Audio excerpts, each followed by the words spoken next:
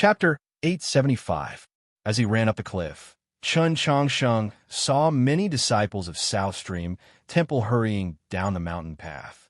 He knew that they had probably been alarmed by the disturbance at the mountain gate.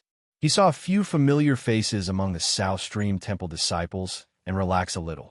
He thought to himself that there would probably be no more misunderstandings between the two sides. Very quickly, he arrived in front of that cliff. Pine trees grew between the white stone cliffs, and there were also many extremely thin waterfalls that cascaded down. In front of the cliff was a large, flat plateau, and between the green trees, he could see countless elegant and beautiful buildings. Presumably, this was the legendary South Stream Temple. If he had come to visit normally, perhaps he would have taken a good look, but now he was not in the mood. After a quick glance, he continued to swiftly climb the cliff. There were no more mountain paths between the cliffs. There were dense forests or steep rock walls everywhere. Even apes who were good at climbing would find it difficult to climb up, but for Chun Changsheng, it wasn't too difficult. As he climbed up the cliff, he gradually climbed higher and higher, the mountain steeper and steeper. The clouds around him grew thicker and thicker, until he could no longer see South Stream Temple below, nor could he see the light of the sky above.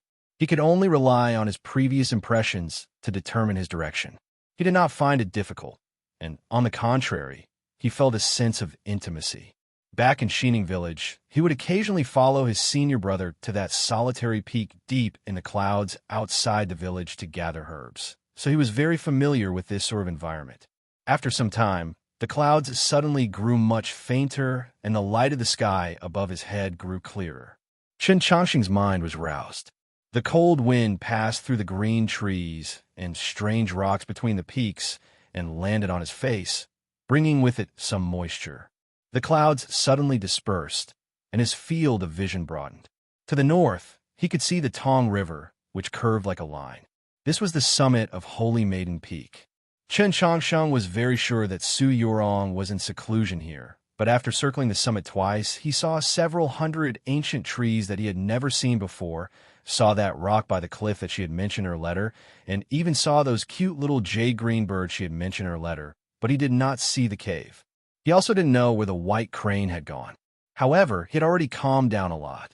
After hearing Xiao Zhang's words in Fengyang City, he had been very nervous, even a little anxious. Now that he was here, all his nervousness and anxiety vanished without a trace, because the summit was just as she had said in her letter. There were no changes, no signs of battle. What still puzzled him, or perhaps even put him on guard, was that logically speaking, Su Yurong was in seclusion at Holy Maiden Peak. Even if she could only emerge after several years, South Stream Temple should have left a few disciples to accompany her. Otherwise, what if she encountered a problem in her cultivation and needed help? He returned to the north side of the peak. There were several ancient trees and a very shallow pool. It was the place where he thought the abode should be. He came to this conclusion not only because of the location, the scenery, and the traces by the pool, but also because there were the most inscriptions on the tablets here, and they looked the oldest. On the cliffs of Holy Maiden Peak, inscriptions could be seen everywhere. Those inscriptions were directly engraved, and some of them were very familiar to him.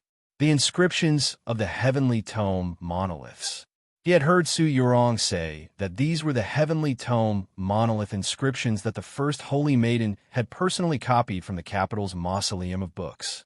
Different from the rubbings that the plum garden had taken out, these monolith inscriptions contained the supreme wisdom and supreme soul of the Holy Maiden, containing the true meaning of the Heavenly Tome monoliths. South Stream Temple's comprehension of the Heavenly Tome monoliths had never been weaker than the Li Palace's, and in certain aspects was even superior. This was all because they possessed these monolith inscriptions. Chun Changsheng found the reflecting monolith inscriptions on the cliff and touched them. A cool feeling came from his fingers. These lines were no different from the monolith inscriptions of the Mausoleum of Books, but there were some extremely minute differences. These differences were not errors, but represented the first Holy Maiden's understanding of the monolith inscriptions.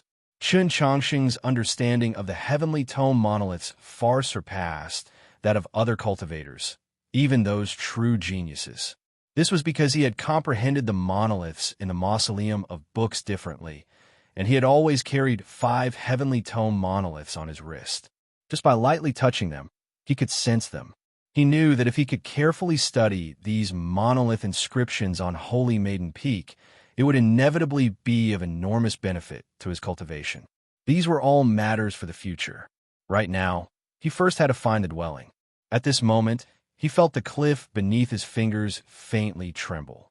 A faintly discernible and faint aura spread out from the dense green vines. He followed the aura and pushed aside the dense green vines. Behind the ivy was still the cliff. Whether he looked at it or touched it with his own hands, he could not see anything strange about it. Even if he used a hammer to smash it, he would only smash out countless rocks. But Chen Chongqing knew that this cliff was not filled with rocks. It was empty. In other words, the dwelling of Holy Maiden Peak was inside. It was not because he could see through the extremely profound array on the cliff, but because of those ivy. These ivy were also an array. It was not as powerful as the array on the cliff, but it could still obstruct the vision of an expert of the divine domain. Chen Chongsheng could see through these vines because he had seen these vines before. These ivy were the Tong Palace. The Tong Palace was an array. He had seen it in the capital's imperial palace. These ivy had transformed into the Tong Palace, and he had seen it in the garden of Zhou. Back in the mausoleum of Zhou, Su Yurong had transformed the Tong Bao in her hands into the Tong Palace. The green leaves swaggered through the storm, and even though she was heavily injured and on the verge of death, they were still firm. Since these ivy were the Tong Palace, the Tong Bao, her Bao, she was probably in the cliff. It was obvious that the ivy form from the Tong Bao knew who Chen Chongqing was. It did not attack him, nor did it issue a warning. It glowed with a gentle light, very beautiful. Chen Chongsheng gazed at the ivy in his hand and thought of that face he saw when the white gauze fell from the bridge of helplessness. In the snow-filled sky, her face was like a painting, glowing with a gentle light, so beautiful that it was hard to describe. He gazed at the icy stone wall in front of him. She was on the other side of the stone wall. He was on the other side of the stone wall. If one's gaze had true heat, the icy stone wall might have already begun to burn. If this were a stone door, it would be fine. He could lightly push it or perhaps knock on it and ask if anyone was there. No, even if this was a stone door, he still could not lightly push it, nor could he lightly knock on it. He could only do what he was doing now, quietly watch. Although Chen Chongsheng has the potential and reason to become a monk, I will not let him. Chapter 876. Su Yorong's cultivation on the other side of the stone wall had probably reached a critical juncture. Any outside interference would be extremely dangerous. So Chen Chongsheng could do nothing, but he also did not leave. He quietly stood in front of the stone wall for a very long time. At the very beginning, it was because of longing and some other extremely complicated emotions, but later on, it was because he had a bad feeling. In terms of deduction and calculation, besides the demon military advisor Blackrobe, the already deceased elder of heavenly secrets, and his master Shang Xingzhou, the next was probably Su Yurong. Chen Chongsheng did not have a fated star plate and had never learned deduction and calculation, but he had learned the intellectual sword from Su Li. From a certain perspective, the intellectual sword was also a method of deduction and calculation. He looked back, all the way to the letter he had received at the Mount Song Army headquarters. Next came Hanqiu City, Wenshui City, and Fengyang City. Just what had happened in South Stream Temple. Holy Maiden Peak was clearly still as peaceful as before, just as she had said in her letter. It was as if nothing had happened, but Xiao Zhang truly had not been able to enter Holy Maiden Peak. He felt more and more strongly that if she continued to seclude herself in the stone wall, she might encounter some problems. He could not just watch as this happened. He had to understand where the problems she might encounter were coming from. The problem was not on the other side of the stone wall, but on this side. He only needed to find the problem and resolve it, so that Su Yurong would not be threatened in any way. Just what sort of problem could affect Su Yurong on the other side of the stone wall? It had to be known that whether it was the Tong bough that had transformed into a vine or the incredibly powerful array on the stone wall, they could both guarantee that she would not be harmed by the outside world. Chun Changsheng left the stone wall and walked to the edge of the cliff. The Tong River was currently flowing through the plains of the north. From an extremely high vantage point, it seemed extremely winding. In the light of the setting sun, it looked like a golden thread casually tossed onto the table by a young lady who was tired from embroidery. This description had appeared in the letter that Su Yorong had written to him 2 years ago. She had also mentioned in her letter that she liked to sit on that rock by the edge of the cliff and admire the scenery. Chun Changsheng sat down on the edge of the cliff and gazed at the beautiful scenery. He was familiar with this scenery.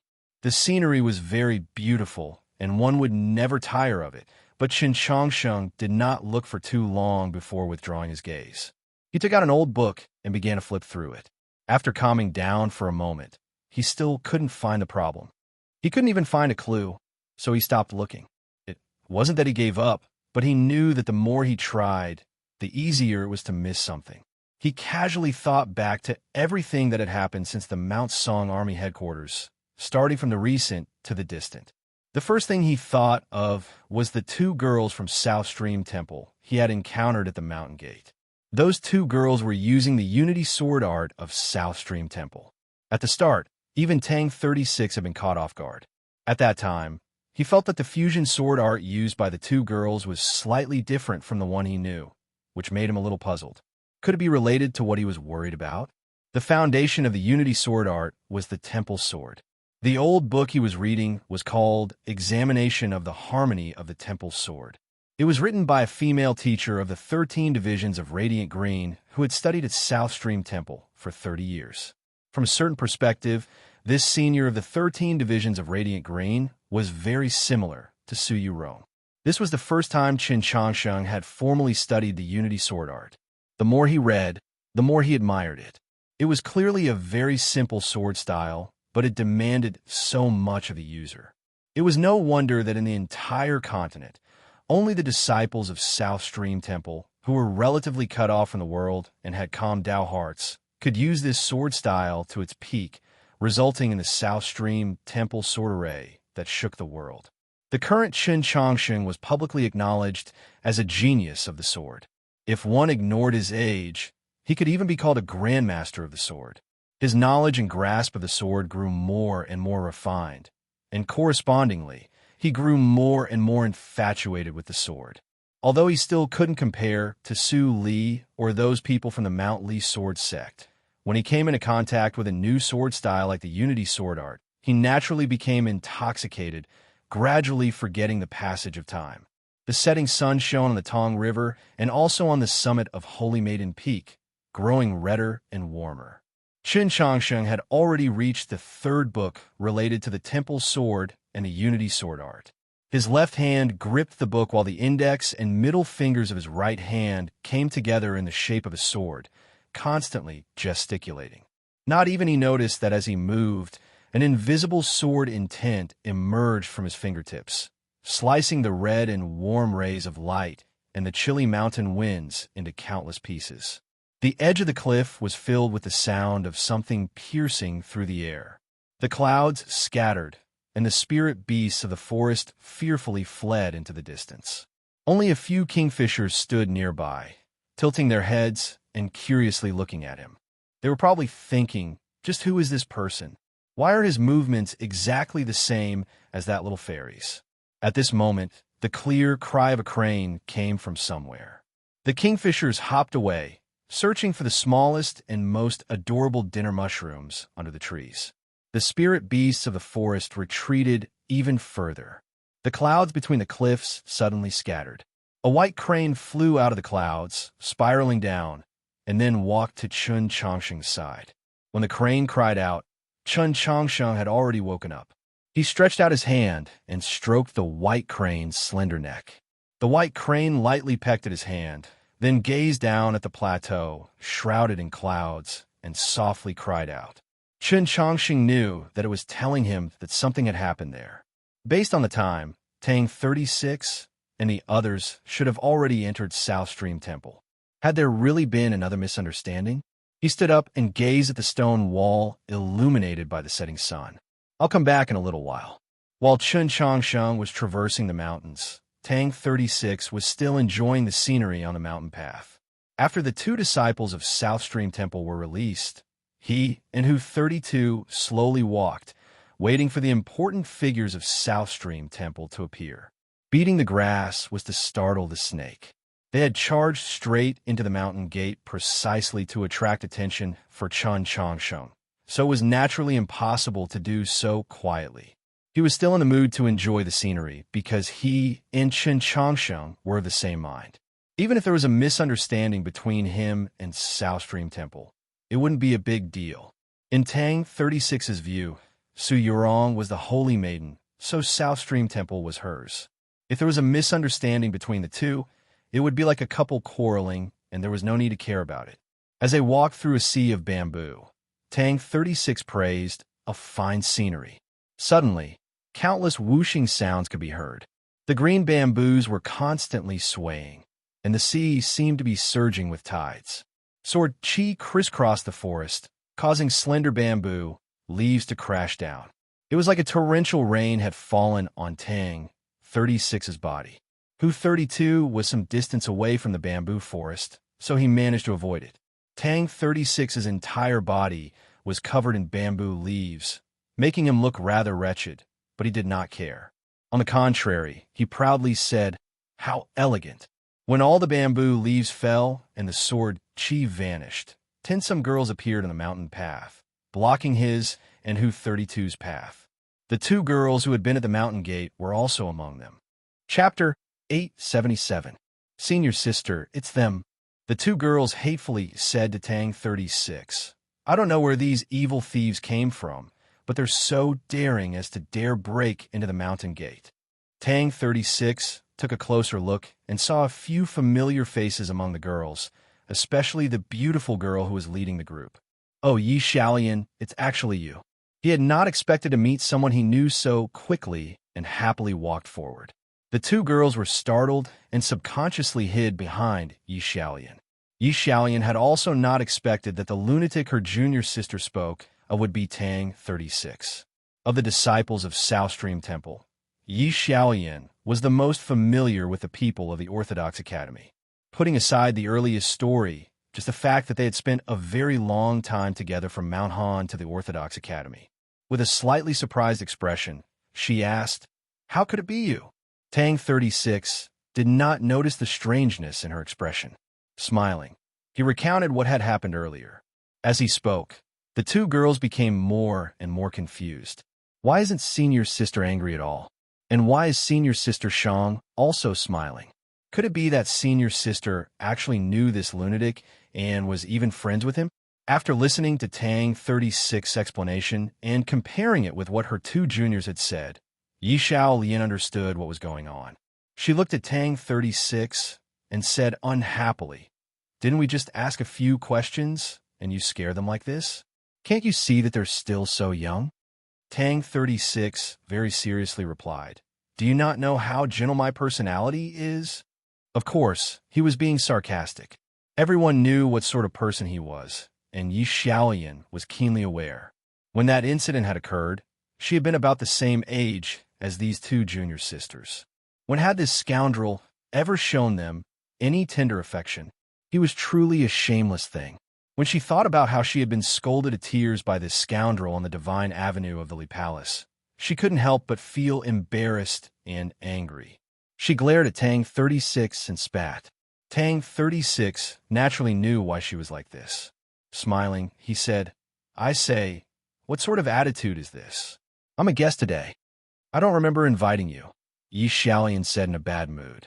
Disinclined to pay any more attention to him, she turned to Hu 32 and calmly said, "Third-generation disciple of South Stream Temple, Yi Xiaolian." Hu 32 replied, "The former archbishop of Wenshui, Hu 32. On the side, Tang 36 said, "This is a very popular person in the Orthodoxy. In a few days, he will enter the Hall of Announcements. Don't neglect him." This sentence teased both of them at the same time. Yi Xiaolian was first annoyed, then shocked. As a disciple of South Stream Temple, she obviously knew that the position of Archbishop of the Hall of Announcements had been empty for 3 years. If she did not misunderstand Tang 36's meaning, then in a few more days, this seemingly ordinary person would become a prefect of the Orthodoxy. But the important figures of the Orthodoxy and Tang 36 had no relationship, so why would they come to Holy Maiden Peak together? Could it be she thought of that possibility and looked at Tang 36? Tang 36 nodded.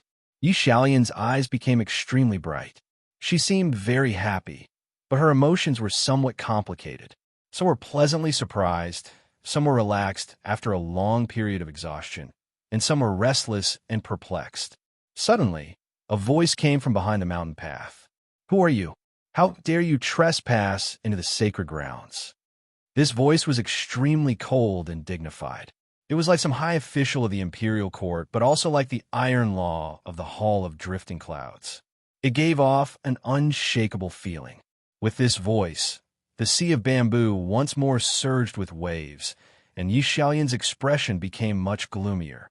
A Taoist nun walked up the mountain path. It was impossible to tell her exact age, but based on her temperament, she was middle-aged. She wore a black temple robe, the sleeves of her clothes fluttering in the mountain breeze, giving her a sense of transcendence. However, her straight brows gave off an extremely steady feeling. Several dozen disciples of South Stream Temple followed behind her. Seeing the black-clothed Taoist nun arrive, the disciples from before hurriedly bowed and said, "Martial Grandaunt." Tang 36 slightly raised his brows in surprise at this form of address. In his impression, South Stream Temple was currently managed by the second-generation disciples. He had never heard of any elders from the previous generation. Su Yurong was a second-generation disciple, and Yi Xiaolian was a third-generation disciple. This black-clothed Taoist nun actually had such a high seniority. He brushed off the bamboo leaves and tidied his clothes, preparing to step forward and speak. The black-clothed Taoist nun gave him no chance to explain, not even glancing at him. "Yi Xiaolian, why haven't you raised your sword? Do you want to let outsiders into the mountain?" The black-clothed Taoist nun harshly rebuked Yi Xiaolian. Yi Xiaolian was startled by these words and felt greatly wronged. Her eyes reddened as she raised her head to explain. The black-clothed Taoist nun's expression turned even graver and her voice harsher as she rebuked, "Do you still not know your wrongs? I've said enough." Tang 36 stepped forward and pulled Yi Xiaolian behind him. "Is it very proud to lecture your own disciple in front of outsiders like us?" When he was unhappy, he didn't care that his opponent was an extremely senior martial grandaunt of South Stream Temple, who 32 saw that the situation was not right and hurriedly walked up to the Taoist nun. "We came with His Holiness the Pope, not with the intention of intruding the mountain. Senior, please understand." These words confirmed Yi Xiaolian's previous conjecture. After a momentary pause, her eyes reddened even more, but this was not the wronged feeling from before. It was excitement. Those female disciples that had once gone to Mount Han and were familiar with the Orthodox Academy looked at each other and smiled, clearly very happy. There was a sudden cough that seemed extremely dignified. The girls quickly restrained their smiles and fell silent. "You say that His Holiness the Pope has come to our South Stream Temple?" The black-clothed Taoist nun indifferently asked. "Then what about His Holiness the Pope's people?" Who 32 didn't know how to respond. Could it be that His Holiness the Pope was worried about internal strife in South Stream Temple, so he did not send a message and secretly entered Holy Maiden Peak? Tang 32 was the world's most skilled at resolving awkward situations like this, because the most important quality to resolve awkwardness was a thick skin. The Pope is burning with anxiety and left first. He should already be at Holy Maiden Peak by now. This person, if you're in a rush to see him, you might have to wait a little. He pointed at the end of the mountain path. There was a cliff there, and behind the cliff was a graceful mountain shrouded in mist. The black-clothed Taoist nun ignored the teasing in his words. Staring into his eyes, she said, Holy Maiden Peak is not so easy to break into.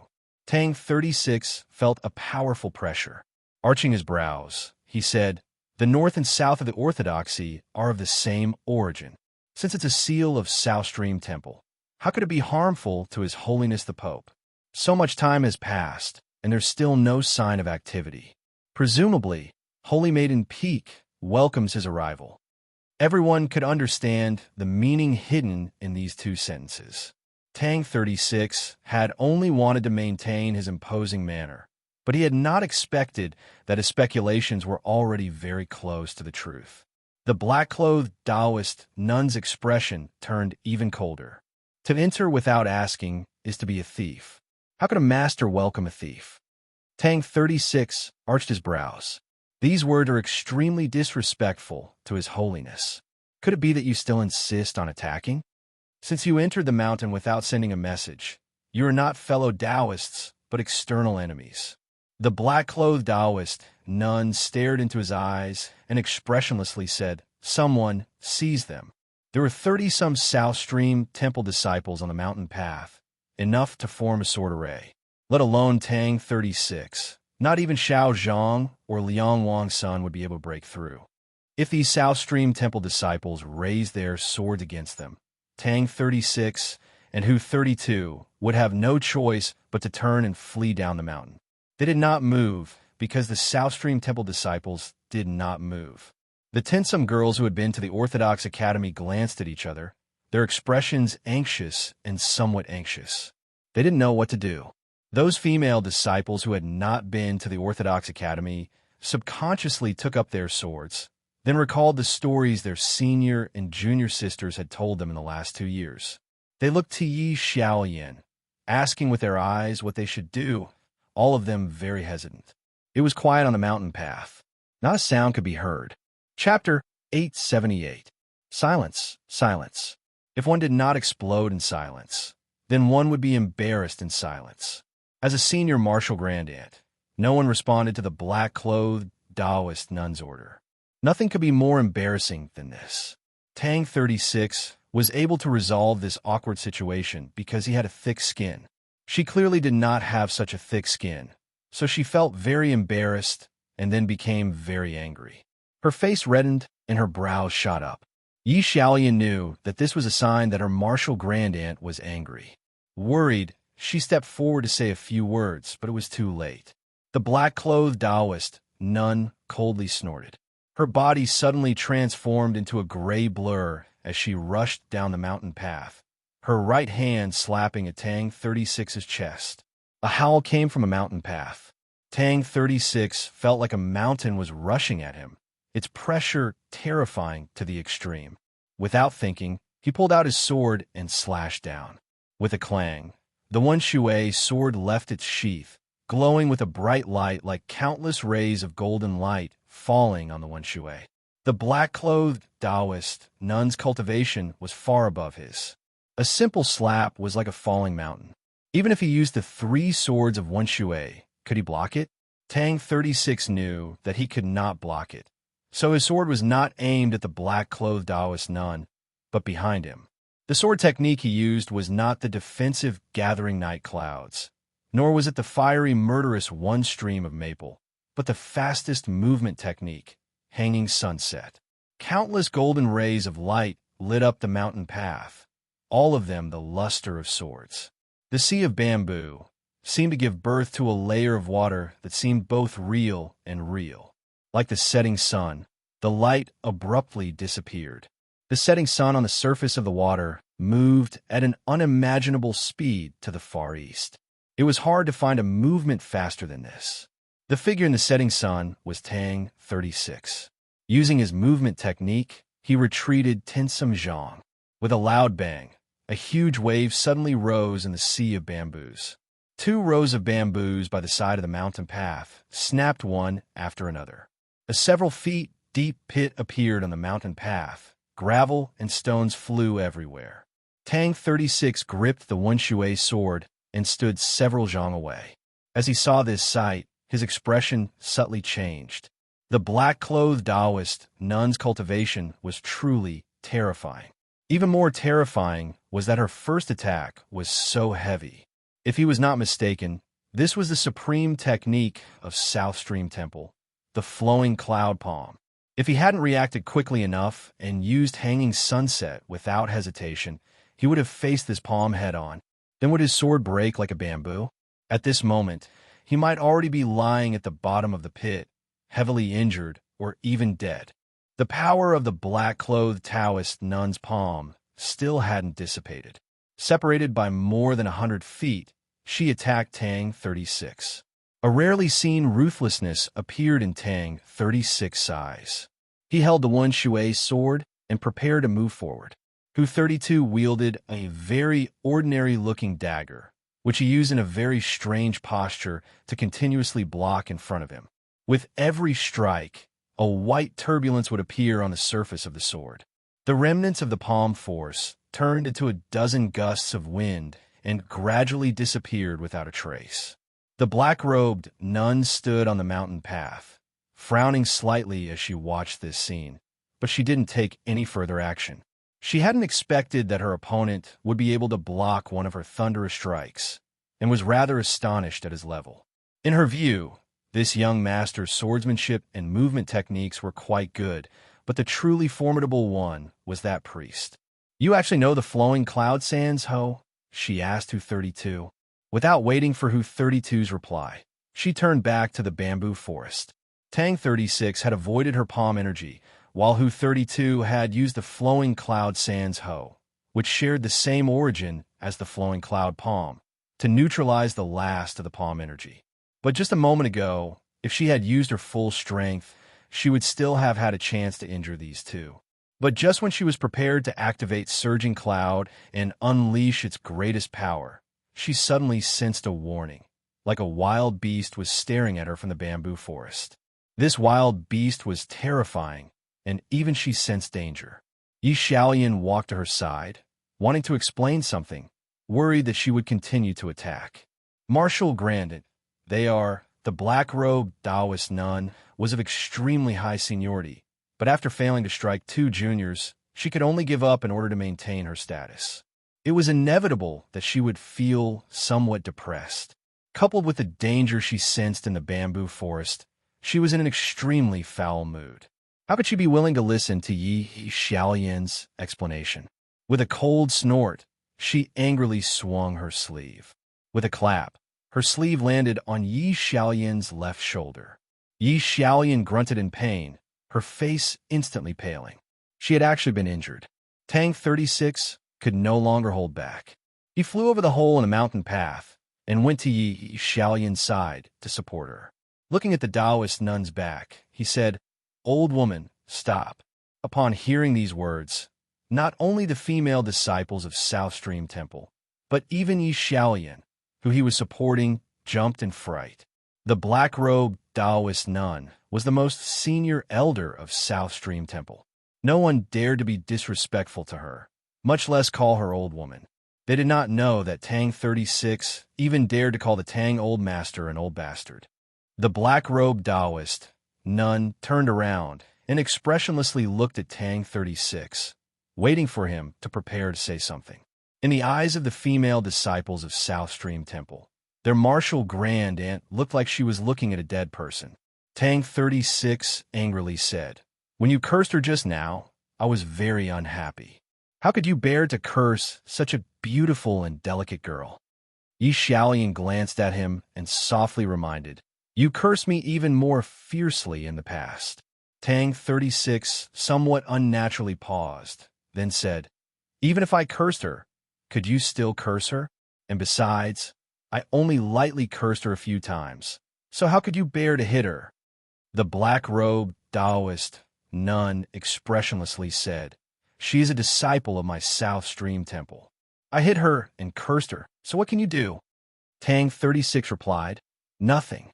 Next year, the Tang clan will give your South Stream Temple half the money for opening scrolls." Hearing the words Tang clan and money for opening scrolls, the Taoist nun narrowed her eyes and asked, "Just who are you?" Yi Xiaoyan indicated that there was no need to support her and hurriedly said, "Marshal Grandaunt, he is Tang Tang." The black-robed Taoist nun froze for a moment, then harshly said, "So it's the Tang clan's young master. Do you really think that just by relying on you, if you say another word, the money will be halved?" Tang 36 looked at her and very seriously said, "Starting from now, if you say another word, next year's money will be halved. Relax. No matter how much it decreases, there will still be some left over. Your intelligence might find it very difficult to understand why, so you don't need to understand. You only need to know that if I say something, I will definitely do it." The black-robed Taoist nun's face grew gloomier and gloomier, the viciousness on her face growing heavier and heavier. She slowly raised her right hand. The mountain path was absolutely silent, not even the slightest breeze blowing, but the bamboo forest began to sway.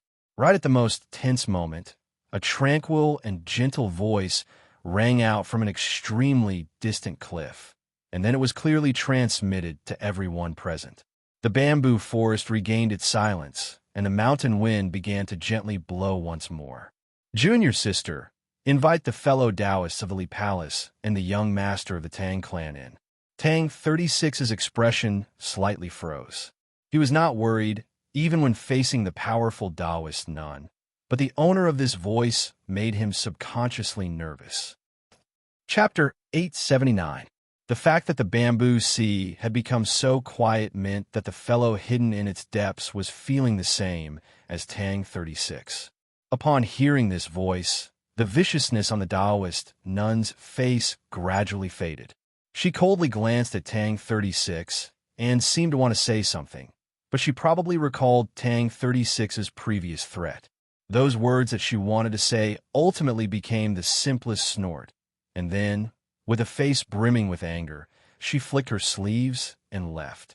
As he watched the Taoist nun's figure gradually vanish from the mountain path, Tang 36 yelled, "Hey, if you have the ability, don't leave. Not even a snort. Next year's open book fee will be halved." Those disciples of South Stream Temple who had never been to Mount Han or the capital silently glanced at each other, thinking, could this be the legendary young master of the Tang clan? Why is he different from the rumors?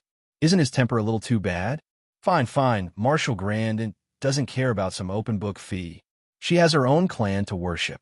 If not for Marshall Grandin's words, she wouldn't have been threatened by you and would have slapped down with a palm. Yi Xiaoyan raised her small hand and pretended to strike at Tang 36's chest. "The open book fee is for us disciples to use, so don't really refuse." Tang 36 clutched his chest and pretended to be injured. He sadly said, "Your small hand and small face are both rather pretty, but how can your heart be so biased? I only stood up for you." Yi Xiaoyan had long since gotten used to his mischievous appearance and ignored him. "Since Marshal Grand Aunt wants to see you, you should quickly leave." Tang 36 finally reacted and asked in shock, "The Holy Maiden has returned? Then what about Su Li? Could she have been dumped again?" He was naturally not speaking of Su Yorong, but of Su Yorong's teacher, the previous Holy Maiden. Hu 32 was also very shocked, but when he heard those last words, his steps became disorderly, and he almost fell off the mountain path. Yi Xiaoyan and the other girls were even angrier, glaring at him, wanting nothing more than to take out their swords and chop him into pieces. "I just saw that the atmosphere was a little heavy, so I was just joking." Tang 36 smiled apologetically. "Why so serious?" Yi Xiaoyan restrained her temper and explained, "I was talking about the Marshal Grandaunt of my branch, the senior sister of that Marshal Grandaunt from before." Tang 36 said, "I feel like you're talking nonsense." Yi Xiaoyan didn't know what to do with him. "My Grandmaster is not the Holy Maiden of the previous generation. You only need to know this. She is an elder of very high seniority in the temple. Just what happened to South Stream Temple."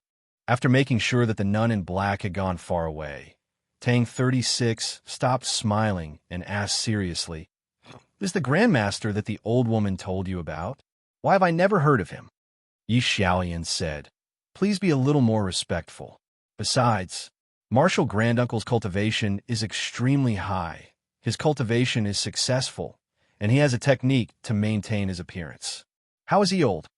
People like them, no matter how young they look, are already old here. Tang 36 pointed at his chest and said to the girls of South Stream Temple, and we're all still very young, so sometimes we don't need to listen to them. These words seemed to imply something, and the disciples of South Stream Temple fell into deep thought. Hu 32 sighed, perhaps because he was thinking of his own age. Because of Tang 36 words, Yi Xiaoyan's heart was moved and her eyes became moist. A girl of South Stream Temple gathered up her courage and said, "Let me say it." Before she could speak, a fellow disciple who was familiar with her said, "Marshal Granduncle won't be happy. There's no need to be afraid. If there's anything, just tell me." Tang 36 said to Yi Xiaoyan, "If that old woman dares to beat and scold you, I won't give her any money for the books next year." Yi Xiaoyan broke into a smile. "Can you make the decision?" Tang 36's expression did not change as he said, "If deceiving people in order to stand up for you is a crime, then let me be imprisoned in Zhou prison." Yi Xiaoyan blushed. "Can't you speak properly?" Tang 36 very innocently replied, "It's not like I'm a proper person. Since ancient times, the cultivators of the South had the habit of descending the mountains to travel after they had succeeded in their cultivation. Scholartree Manor was like this, the Mountley Sword Sect was like this, and Holy Maiden Peak was even more so. Su Yorong had once gone to the Southern Sea, and her teacher, the Holy Maiden, had followed Su Li to that distant continent. Besides them, Holy Maiden Peak also had a few elders of the previous generation who had been traveling the world and had not returned for a very long time. Because so much time had passed, many people had forgotten about their existence. Even those who remembered believed that they were still traveling, or that they had even returned to the Sea of Stars. No one had expected that half a year ago, 3 elders of the previous generation who had been traveling the world for several decades would suddenly return to Holy Maiden Peak. These 3 elders had extremely high seniority. In the current South Stream Temple, it was impossible to find anyone with a higher seniority than them. To put another way, they were the ancestors of Holy Maiden Peak. The return of the ancestors was naturally a joyous occasion that the entire world should celebrate. But soon after, everyone realized that there was a very troublesome problem. When the previous Holy Maiden left, she had not imagined that these senior and junior sisters who had been traveling the world for so many years would return. She had directly left South Stream Temple to Su Yorong. When Su Yorong was in seclusion, she had also not thought about this matter. She had directly handed over the affairs of the temple to these 2 virtuous and steady senior sisters. Now that they had returned, just who should manage South Stream Temple? Logically speaking, it should have been done according to Su Yorong's orders, but these 3 elders were far too senior. If they expressed their opinions on the affairs of the temple, would anyone dare to disobey? If these 3 martial grandaunts had only devoted themselves to cultivating the Tao and had no interest in the affairs of the temple, it would naturally have been best, but this was not the case. They did not care about ordinary temple affairs, but on a certain important matter, they very clearly and unyieldingly expressed their stance. This matter involved the relationship between Holy Maiden Peak and Li Palace. It was the important matter of merging the North and South factions of the Orthodoxy. The 3 martial grandaunts sternly expressed that this matter could not be carried out, and then they made a decision that was certain to shake the continent. This decision was the source of Yi Xiaoyan and the other disciples of South Stream Temple's gloomy and complex moods. After listening to Yi Xiaoyan's account, Tang 36 fell silent, then asked, "There was no news before they returned?" He could understand, even accept, the fierce opposition of the 3 elders to the matter of merging the North and South factions of the Orthodoxy. The ideals of the older generation were often even more unyielding and unchangeable, just like the old master of his clan. What made him wary was the decision that Yi Xiaoyan had not clearly stated, as well as the information hidden behind it. After leaving South Stream Temple, the world's most noble holy land, and wandering the world for several decades, these 3 martial grandaunts should not have been people who cared about glory, splendor, and wealth. Even if they still could not let go of anything, who would find them on the continent and tell them that they had returned to South Stream Temple to do these things? No one expected them to suddenly return, just like Yi Xiaolian continued, like they were carrying out a surprise attack. Tang 36 asked, "Were their names?" Yi Xiaolian replied, "My martial ancestor is called Huai Run, and the martial grand aunt you saw before has the Taoist name of Huai Bai." Tang 36 felt strange, thinking to himself, "I seem to have heard these two names somewhere before." Yi Xiaolian had no idea what he was thinking and continued, "There is also a martial grand aunt called Huai Shu." Tang 36 thought it over, then said, "If they are all the same as that old woman from before, their true personalities and names being completely opposite, then this will be troublesome." Chapter 880. As they spoke, the group arrived in front of the cliff. Pine trees would occasionally stretch out from the cliff, and tiny waterfalls would fall, splashing water into the air. In front of the cliff was a large plateau. The terrain was rather flat, stretching out into the distance with no end in sight. It was like a plain. The plateau was covered in green trees, and as one went deeper, one could see many flowering trees. Behind the flowering trees were countless buildings, their black eaves and white walls hidden in the forest. It was a rather beautiful sight. Hu 32 felt that the legendary South Stream Temple was very different from the Li Palace, and sighed in praise. Tang 36, on the other hand, thought of the ancestral hall in Wenshui City and Chicken Crowing Mountain outside the city. He was silent, passing through the green trees and flowering trees, stepping on the slightly damp stones, and after a few twists and turns, they arrived in front of South Stream Temple. The group passed through the bright hall, passed through several small gardens, and passed through many pavilions of scriptures. When they reached the deepest part, they saw a thatched cottage. Many stone monoliths were erected around the thatched cottage. Moss occasionally grew on these monoliths, but they could not conceal the clear and deep lines on their surfaces. Tang 36 and Hu 32 had both entered the mausoleum of books to view the monoliths and comprehend the Tao, so they recognized at a glance that these monoliths were probably replicas of the heavenly tome monoliths. They were not simple and crude replicas. The monoliths exuded an ancient aura that fused with the thatched cottage, forming a world of its own that inspired reverence. No matter how frivolous Tang 36 was, he had become much quieter in this place. He was somewhat worried that something might have happened to Zheshio, who was hiding in the shadows. 3 prayer mats were placed in the thatched cottage. Sunlight spilled down through the glass on the roof, so it was not dim and could be seen very clearly. The black-clothed Taoist nun they had met at the mountain gate sat on the left-hand prayer mat, her expression as cold as ever.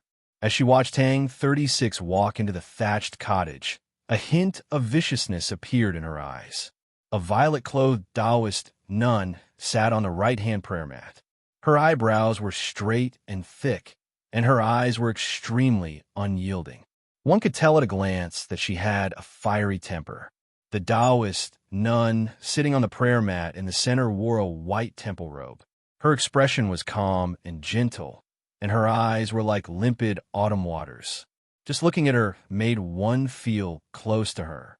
But when Tang 36 saw this white-clothed Taoist nun, he became wary and guessed that she was the owner of the voice from before. It was not because her robe was the most noble white of Holy Maiden Peak, but because of her. Yi Xiaolian softly said a few words to him, bowed to the 3 Taoist nun, and retreated to the back. Only then did Tang 36 realize that the purple-clothed Taoist nun was Huai Shu and the white-clothed Taoist nun was Huai Ren. With a gentle expression, Huai Ren said, "Master Tang and Bishop Hu, please sit." Tang 36 and Hu 32 sat on the prayer mats in the guest seats. Huai Ren looked at Tang 36 and said, "I wonder how the old master is." Tang 36 said, "Not bad, I'm not dead. But since I'm still alive, he naturally won't be happy." He said who? Of who? Of Tang, and his... Tang 36 understood the South Stream Temple elder's meaning. As long as the Tang Old Master was alive, the Tang clan was the Old Master's Tang clan. His threat to South Stream Temple at the mountain gate naturally would not be realized. Correct. Living is truly the best. My second uncle would definitely not feel good because he's dead. Tang 36 sincerely said, "This is truly something to be happy about. Who in the world would be happy about the death of their uncle or elder?" Even if everyone in the world knew of the problem between him and the Tang's second master, surely this was not the way to say it, right? Huai Shu's straight brows rose higher and higher, the anger on her face growing stronger and stronger. She had an explosive personality and abhorred evil. What she detested the most was those fellows who did not know their place and disregarded their elders. Huai was still very calm, but there was an indescribable meaning in her eyes as she looked at Tang 36. She also understood Tang 36's meaning. Her previous words were to tell Tang 36 that he alone was not enough to threaten South Stream Temple. Tang 36's words were to tell her that the Tang's second master was dead, that he had already won the war for the Tang clan's inheritance. The Tang clan truly still belonged to the Tang old master, but in the future, it would still be his. A large portion of the money that South Stream Temple received every year was contributed by the Tang clan. This was not the crucial point.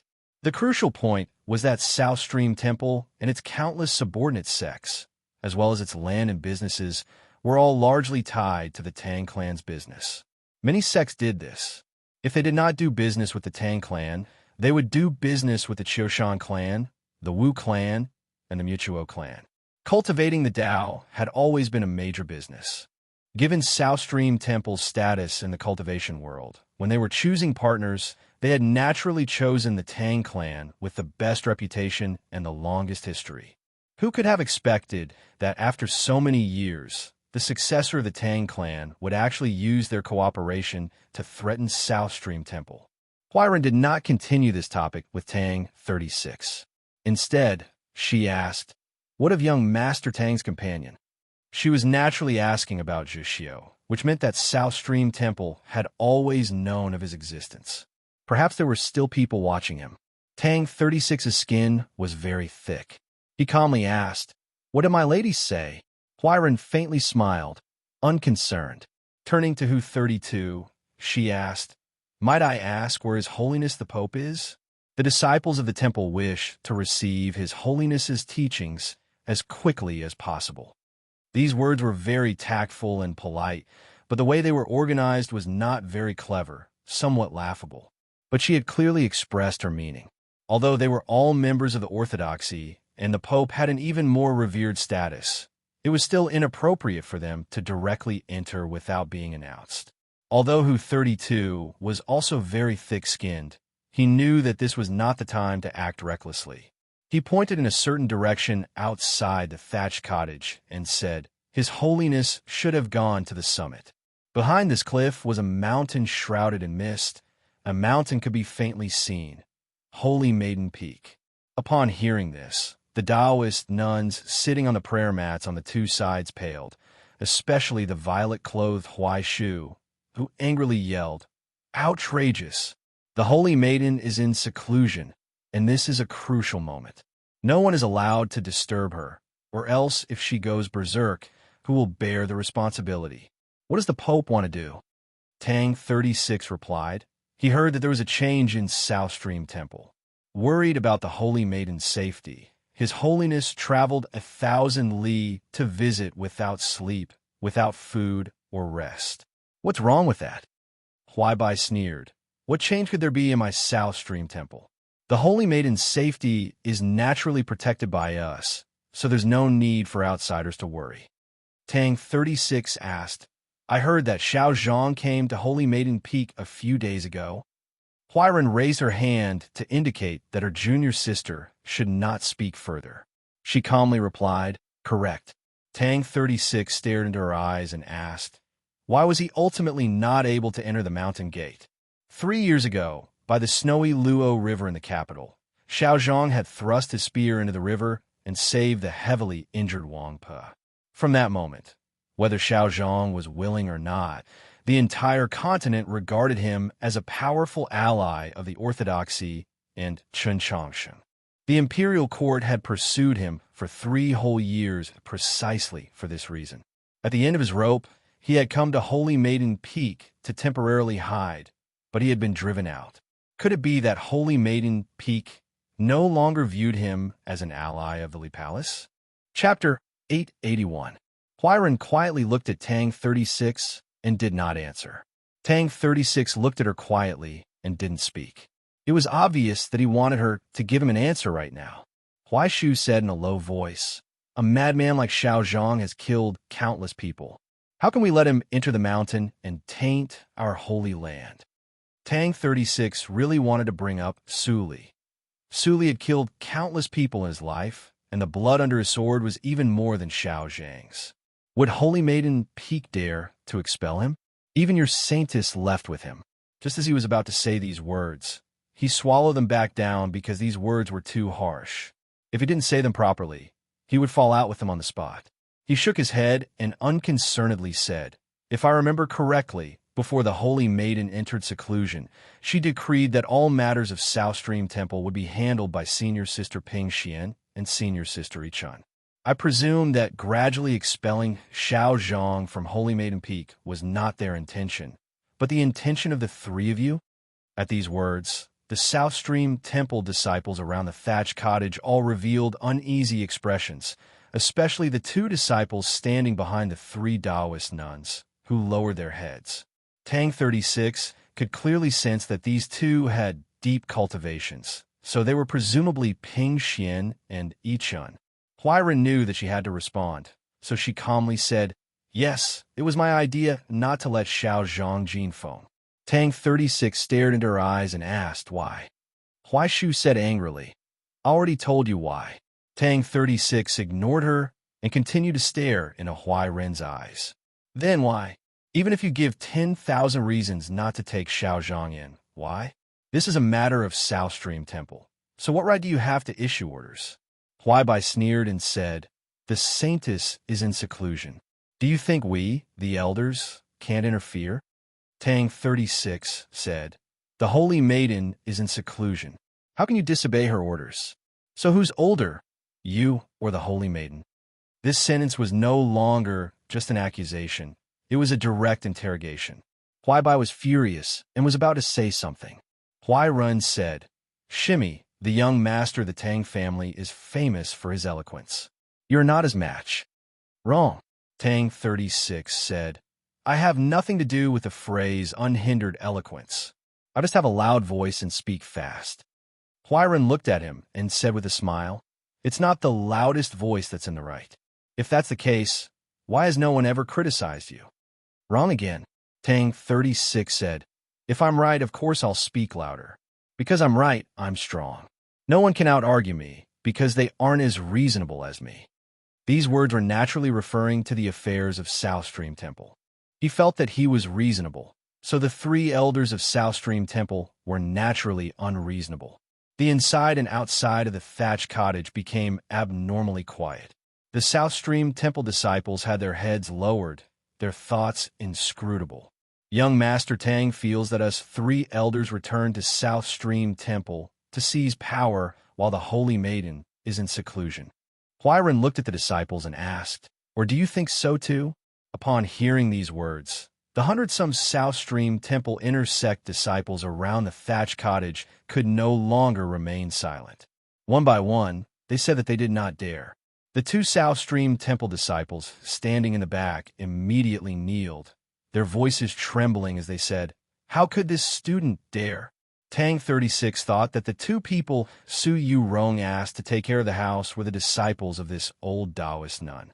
How could a student control a teacher? Would a disciple dare to disobey a teacher's words? Just the crime of deceiving one's teacher and destroying one's ancestors was enough to throw one into the abyss, never to rise again. I believe that Your Holiness, the Pope, and everyone else need not worry too much. The affairs of my South Stream Temple have always been managed by the disciples." Huiran warmly said, "It's just that as elders of South Stream Temple, there are some important matters that we must express our stance on." Tang 36 asked, "Like the matter of Xiao Zhang?" Huiran replied, "I believe that young Master Tang and Your Eminence are well aware of what this matter signifies. This was precisely the answer that Tang 36 had wanted to know. These three elders of South Stream Temple had refused to protect Xiaozhong. This meant that they were not willing to ally Holy Maiden Peak with the Li Palace, let alone to unite the northern and southern sections. Huairen looked at Tang 36 and said, "Even if the Holy Maiden was not in seclusion, I believe that she would still have to consider our stance." Tang 36 asked, "Your stance is?" Huairen indifferently replied, "Our stance is against it." Tang 36 fell silent. He had not expected that this elder of South Stream Temple would have such a calm and resolute attitude, completely disregarding his threat and the pressure from the orthodoxy. The situation had already reached an impasse. If this situation was allowed to continue, then the major matter that Yi Xiaolian had not explicitly mentioned might really become a reality. How could this situation be resolved? Tang 36 also could not think of a solution, so he could only use the skill that he was best at to pester endlessly. "Since you do not deal with the specific affairs of the temple, why did you hit her before?" Tang 36 pointed at Yi Xiaolian standing behind him and looked at Huairen. "Could it be that bullying the young with one seniority is what you consider a major matter?" The black-clothed Taoist nun, Huai Bai, was enraged at these words. She yelled, "I do not care about the temple's affairs, but the seniority is right here. Is it not enough to teach this girl to respect her teacher?" Yi Xiaolian saw that her martial grandaunt was angry and could no longer stand. She hurriedly kneeled. Even though she felt wronged, she did not dare to show it. Seeing the three female disciples of South Stream Temple kneeling on the floor, Tang 36 mentally sighed. He knew that they were still girls, and they had also received the orthodox education of Holy Maiden Peak since childhood. They could not be like him and Chun Changsheng, who dared to deceive their masters and destroy their ancestors. It seemed impossible to resolve the problem from within, so he could only hope that Chun Changsheng could think of a good method. Based on his calculations of the time, Chun Changsheng should have already reached the summit of Holy Maiden Peak. It had already been a long time, but there was still no sign of activity. This meant that Su Yorong, who was in seclusion in her dwelling, should be fine, so he should quickly show himself. The problem was that the three elders of South Stream Temple were watching. It was difficult for him to even speak to Yi Xiaolian in private, so how could he notify Chun Changsheng at the summit? Just as he was thinking about this matter, his eyes suddenly brightened. He saw a white crane perched on the flowering tree in the courtyard. Who did not recognize this white crane? The white crane was the sacred pet of Holy Maiden Peak, and only Su Yorong could control it. It had a very esteemed status in South Stream Temple. Whether it was the flowering trees or the waterfalls between the trees, it could perch as it pleased. No one had ever dared to be rude to it, but today it had almost been struck by a stinky shoe. An angry crane cry resounded through the courtyard. Its tinsome zhonglong wings unfurled. Just as it was preparing to attack, it suddenly realized that it knew the person who had thrown the shoe. "You heartless thing! Back then, we were also friends who kept watch for that adulterous couple. Seeing me come, you didn't even greet me." Tang 36 stood by the side of the thatched cottage, his hand holding the other straw shoe as he loudly yelled. Yi Xiaolian and a few other disciples of South Stream Temple who knew the inside story were all shocked.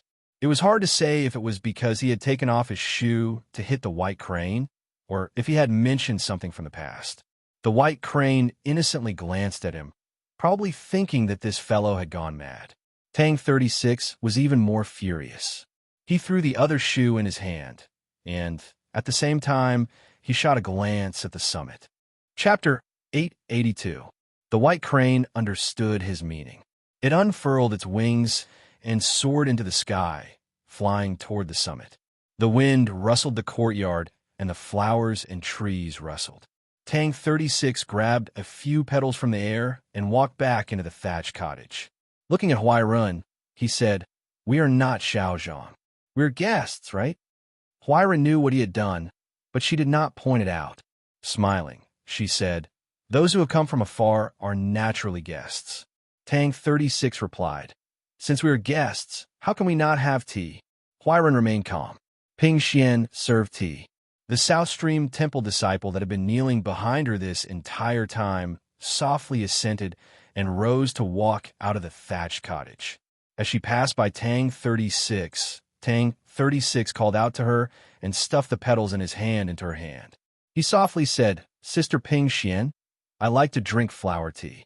At this sight, both the three elders and the disciples couldn't help but shake their heads, thinking, this is truly the style of a young master, truly vexing. Even with ready boiling water, brewing tea still required some time, and drinking tea with chatting required even more time. Just when Tang 36 was holding the cup of flower tea and chatting with senior sister Ping Xian about the sesame cakes of Fujian province, there was enough time. The clear cry of a crane resounded through the sky. Accompanied by the howling wind, the white crane slowly descended in the courtyard. The South Stream Temple disciple saw that there was someone on the crane and couldn't help but be shocked, thinking, could the holy maiden have come out of seclusion early? The one riding the crane was not Su Yurong, but a young man. Upon seeing this young man, Yi Xiaolian and many other South Stream Temple disciples prostrated. Some of the South Stream Temple disciples who had never been to Mount Han or the capital were shocked at who could ride the holy maiden's white crane. But upon seeing this sight and recalling the words their senior and junior sisters had once said, they came to their senses and hurriedly bowed, paying respects to His Holiness the Pope. Chen Chongqing nodded. After exchanging a few words with Yi Xiaolian and those South Stream Temple disciples he was familiar with, he walked toward the thatched cottage. Huai Run and the other two elders of South Stream Temple had already stood up and were quietly waiting outside the thatched cottage. Chun Chongsheng apologetically said, "Entering uninvited truly was inappropriate, but I was worried. I ask that you forgive me." Huairan calmly replied, "Presumably, His Holiness the Pope has some misunderstanding. He believes that South Stream Temple is an internal strife and is worried about the Holy Maiden's safety, so he went straight to the summit." At the very beginning, Chun Chongsheng indeed thought so, but now it was not convenient for him to directly admit this. Huairan continued, "But South Stream Temple is just about to announce a major event to the world. Your Holiness the Pope's timely appearance adds even more glory. Thank you for coming." Hearing this, Tang 36's heart skipped a beat. He knew that this was the important matter that Yi Xiaolian was worried about. Chen Chongsheng's expression turned serious and asked, "What is it?" Huairan's expression was extremely calm, as if she was narrating a very ordinary and trivial matter. South Stream Temple is preparing to close after the new year. At these words, Ping Xian, Yi Ji, and the other second-generation disciples of South Stream Temple trembled. They turned to Huairan, wanting to say something, but ultimately decided against it. Yi Xiaolian and the other disciples of South Stream Temple revealed expressions of unwillingness, but they could not make a sound. When Chen Chongsheng first heard this sentence, he didn't quite understand. Wasn't Su Yurong currently in seclusion in her cave abode? Who was closing the temple? Then he recalled a passage from the South Altar's bibliography that he had read when he was young. South Stream Temple had 3 kinds of closing. If a cultivator of South Stream Temple was in seclusion, it could be called closing the temple. The entire South Stream Temple could also close the temple. The meaning was similar to that of a cultivator in seclusion, and it still took on the word closing. From the day the temple closed, South Stream Temple would no longer communicate with the outside world. Holy Maiden Peak's sealing array had been activated, so it could be said to be cut off from the world. By closing the temple, does Your Holiness mean that South Stream Temple will be cut off from the world? Chen Chongsheng looked into Huairan's eyes and asked. Huairan seemed not to sense the emotion in his eyes and calmly replied, "Correct." The thatched cottage was silent, and no one spoke for a very long time. Chen Chongsheng walked to the door and gazed at the beautiful scenery in front of the cliff. He asked how long. Huairan walked behind him and softly said, 10 years. At these words, the mood of the South Stream Temple disciples was as gloomy as before. It was clear that they already knew. 10 years. Chen Chongsheng muttered to himself. The lifespan of cultivators far surpassed that of ordinary people. It was very normal for them to live for 200 or 300 years. Those cultivators of profound cultivation could even live for 600 years, up to 1,000. To such a long life of cultivation, 10 years was a very short period of time. Beauties might not grow old, and the world would still not see white hair. But 10 years of isolation from the world was still a very difficult matter for these young girls of South Stream Temple to accept. They could only see the clouds above Holy Maiden Peak, but not the clouds outside. They could only see the flowering trees on the plateau, but not the flowering trees outside. They could only see themselves and could no longer see the people outside. If one did not think about these things, then to Chun Chong Sheng, if South Stream Temple closed for 10 years, it would mean that the Li Palace would lose its strongest ally for 10 years. Back in Fengyang City, Xiao Zhang had said that he had encountered a diplomatic mission from the imperial court. He had not understood why, but now he finally understood. Who was most willing to see South Stream Temple close for 10 years? Of course, it was his teacher, Shang Xingzhou, and everyone else in the great Zhou imperial court. The Prince of Xiang and Wu Qiongbai, two experts of the divine domain, had personally led the diplomatic mission to ensure that this matter would proceed smoothly.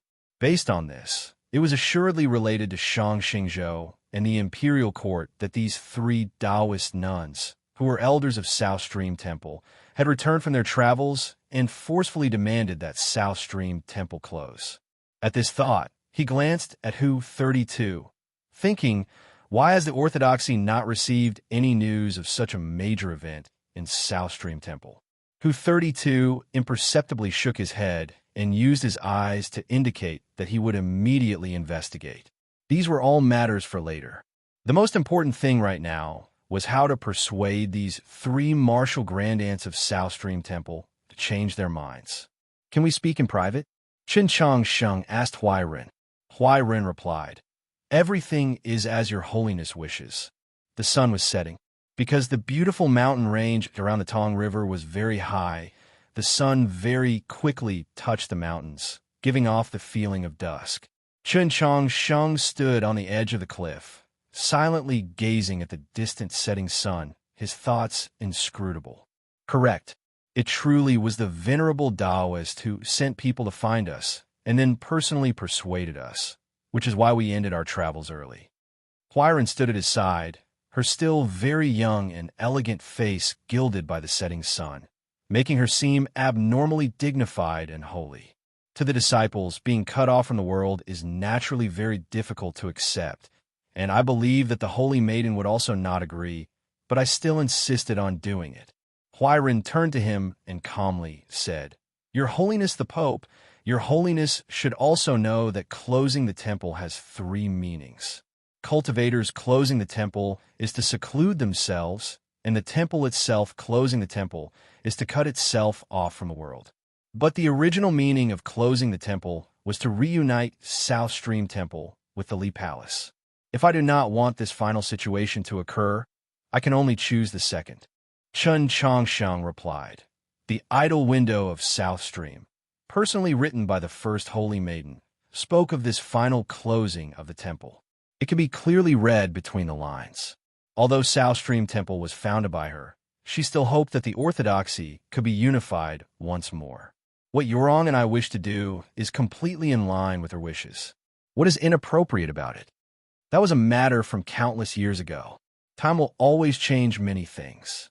South Stream Temple now has its own legacy, so why should it sever its legacy and become one with the Li Palace? Crucially, if Your Holiness and the Holy Maiden continue as Your Holiness and the Holy Maiden intend, South Stream Temple is highly likely to step into the abyss of destruction.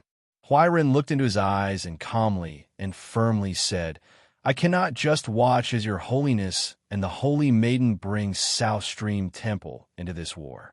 Chapter 883. Chun Chongsheng replied, I have never thought of placing South Stream Temple in danger. Your Holiness, I understand Your Holiness.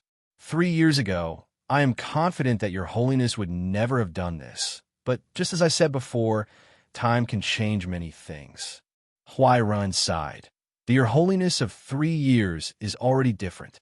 If so many people had not died that night in the mountains, If Ling Haizhuang had not gone to the Mount Song Army headquarters, if your holiness had not gone to Wenshui City, if your holiness had not stood at my side, I might have believed your holiness, but not now. The entire continent knows what your holiness wants to do. From the Mount Song Army headquarters to Wenshui City, your holiness wanted to win over the venerable Taoist and the imperial court's reinforcements from outside the capital. Your holiness even succeeded in changing the Tang clan's attitude. So how could your holiness let Holy Maiden Peak go? Did your holiness ever wonder why everyone knew what your holiness wanted to do, but the venerable Taoist did not stop your holiness? Because he did not need to care, because when you attempted to chop off those arms of his gaze had already fallen here several years ago on Holy Maiden Peak, which should have been your holiness's strongest external aid. Chen Changsheng calmly listened, saying nothing. A student rebelled and failed in 100 years. Even if your holiness persisted to the end, the human world would split and the demons would take advantage of the chaos to invade the south. At that time, how would your holiness face the destitute and miserable believers? How would your holiness face the bones by the side of the road? How would your holiness face the generations of popes of the orthodoxy? Give up. In the capital, I spoke with the venerable Taoist. He promised me that as long as your holiness is willing to give up the position of pope, you can cultivate as you please in South Stream Temple or Mount Li. Your safety will be guaranteed. Huiren looked at him with the gaze of a senior looking at a junior, wanting to hear the answer she was waiting for. Chen Changsheng calmly replied, I cannot agree to this request. Huiren appeared somewhat disappointed and said, Why must you go against your own teacher? From the moment he carried the Tianhai Divine Empress down from the Mausoleum of Books 3 years ago, this was a question that many people wanted to know the answer to. Ling Haizhuang, Daoist Yuan, the Tsong Province Army Headquarters, and even a Mount Li Sword sect all had reasons to be wary and even hostile to the imperial court in Shangxingzhou. But he did not. Whether it was from the perspective of history, or from the perspective of the common people or the officials, Shangxingzhou did not have much to criticize. Before and after the coup of the Mausoleum of Books, he had used very formidable methods, but anyone who wanted to accomplish great things would do the same. He had indeed used Zhou Tong, but when Zhou Tong died, he had issued an imperial edict listing out more than 10 of Zhou Tong's crimes. If a war was to break out between them, Chen Changsheng couldn't say that he was standing on the side of justice no matter what. Back then, he had said to his martial uncle the Pope that his teacher would not let him live, so he had to oppose him. Now, with the passage of time, many things had changed, but he knew that this matter had not changed. The battle that night in the snowy mountains and the ruined lake garden were the clearest evidence. If it was just this reason, then he had no right, much less the right, to drag the entire orthodoxy, the Mount Song Army headquarters, the Tsong Province Army headquarters, the Tang clan, the Mount Li Sword sect, Holy Maiden Peak, and even the entire continent into this assuredly bitter war. Just as Huiren had said, even if he was the Pope, the most powerful person on the continent. Chen Changsheng was naturally not willing to see this sight, but he knew that if he did not want this sight to truly occur, he had to prepare himself for it to truly occur. Retreat and compromise could not obtain true peace. It was surrender. This was a truth that the humans and demons had only arrived at after so many years of war, and it now seemed that many people had forgotten it. He was now the Pope, so he had to bear the corresponding responsibility for the orthodoxy and even the entire human world. If that's what everyone thinks of me, then everyone is wrong. In the distant plains, the lines drawn by the Tong River grew darker and darker. Chen Changsheng looked in that direction and calmly said, I didn't do these things because I wanted to obtain supreme power, nor was it because I wanted to kill him for my own safety. Even though he wanted me dead so many times, I still didn't want to kill him. It was not because he was my master, but because I knew, just as you said, that if I wanted to kill him, the entire continent would fall into chaos.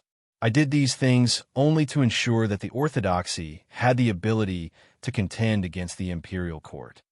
Huiren asked, this being the case, why does Sir still want the orthodoxy to contend against the imperial court?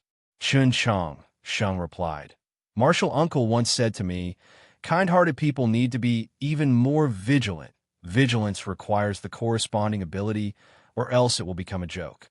Huiran understood what he meant and sighed. Holy Maiden Peak is far away in the south, but the Li Palace is in the capital, very close to the Imperial Palace. We must bear this responsibility, just like when the Tianhai Divine Empress was in power. If not for martial uncle, no one knows how many roofs would have been flipped over by the tides of tyranny, how many innocent lives would have been lost. Chun Chang Sheng continued. The current imperial court needs a power that can keep it in check, and the venerable master needs an existence that can threaten him, or else the imperial court will act recklessly and master will become a monster. Martial uncle chose me to be pope precisely because he knew that only I could lead the people of the orthodoxy and play this role well. Huiran said, but sir's current actions are no longer just vigilance. It's more like you're preparing to start a war. The Mount Song Army headquarters and the Tang clan are still only vigilance, or perhaps warning. Chun Chang Sheng continued. If the imperial court and master cannot correct their mistakes, I and the orthodoxy will correct them for them.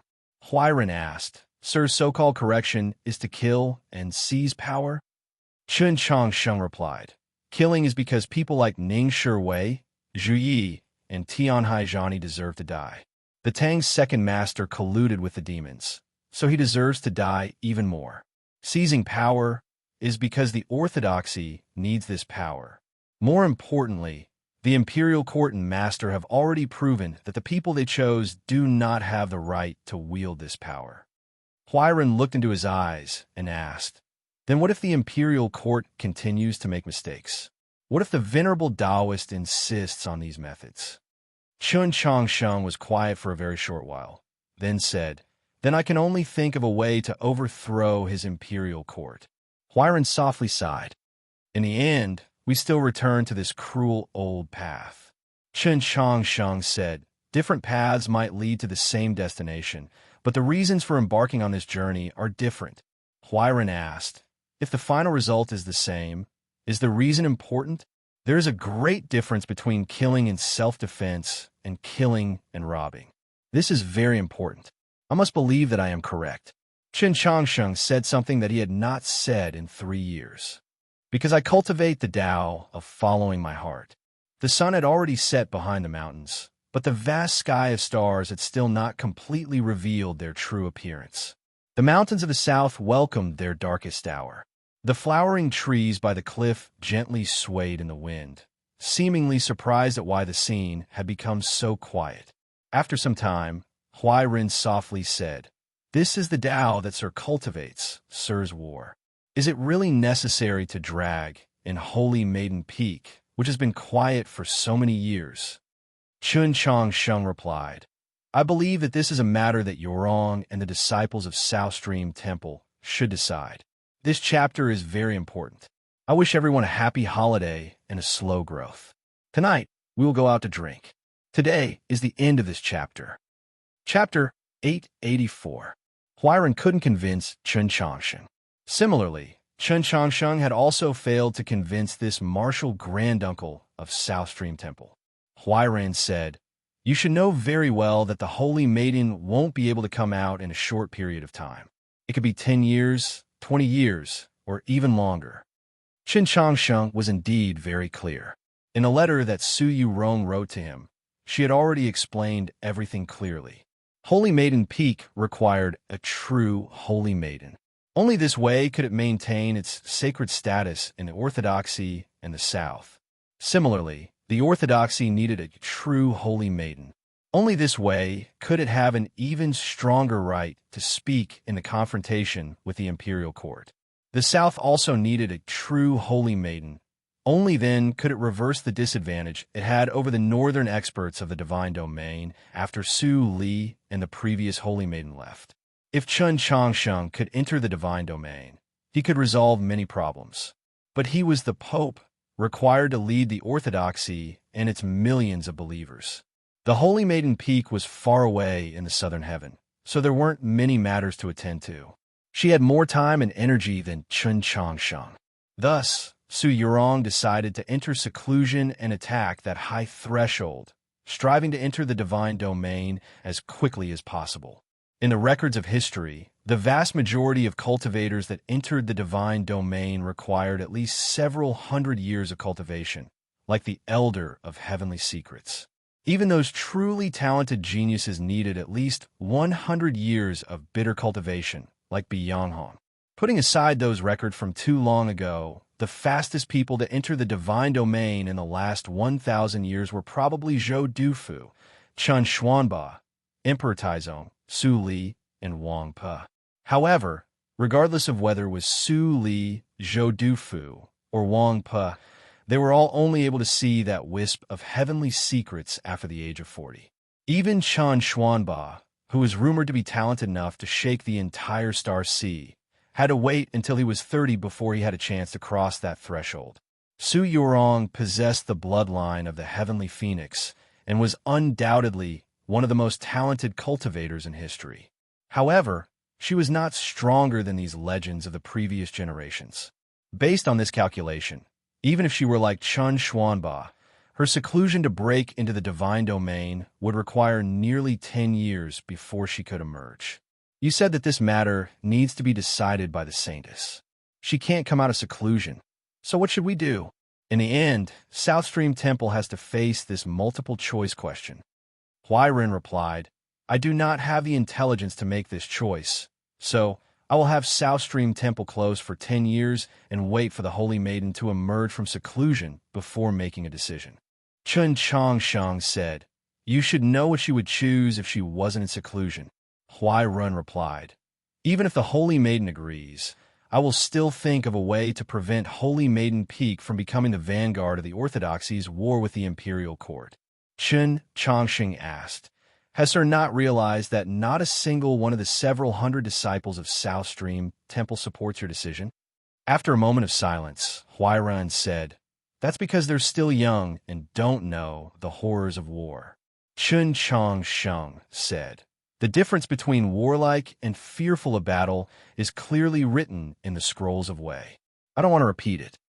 Huairen said, I have already expressed South Stream Temple's stance very clearly. I do not wish to repeat it. Night suddenly fell, and more than 10 mountain peaks turned the color of ink.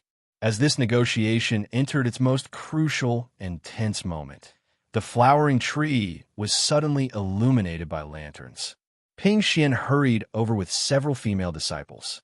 Ping Xian bowed to Chun Changsheng and said to Huairen, Master, a message came from the foot of the mountain, saying that the royal court's diplomatic mission has arrived. Chun Changsheng's expression slightly froze. He didn't expect the people of the imperial court to arrive so quickly. Huairen asked, Who is the leader of the diplomatic mission? Ping Xian replied, The Prince of Xiang.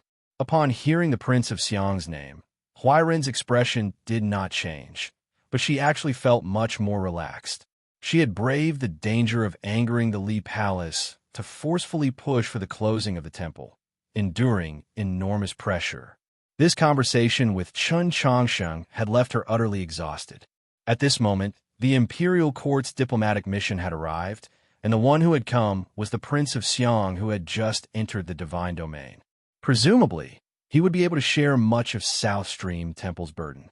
Chun Changsheng found it rather strange that he had not heard Wu Qiangbai's name.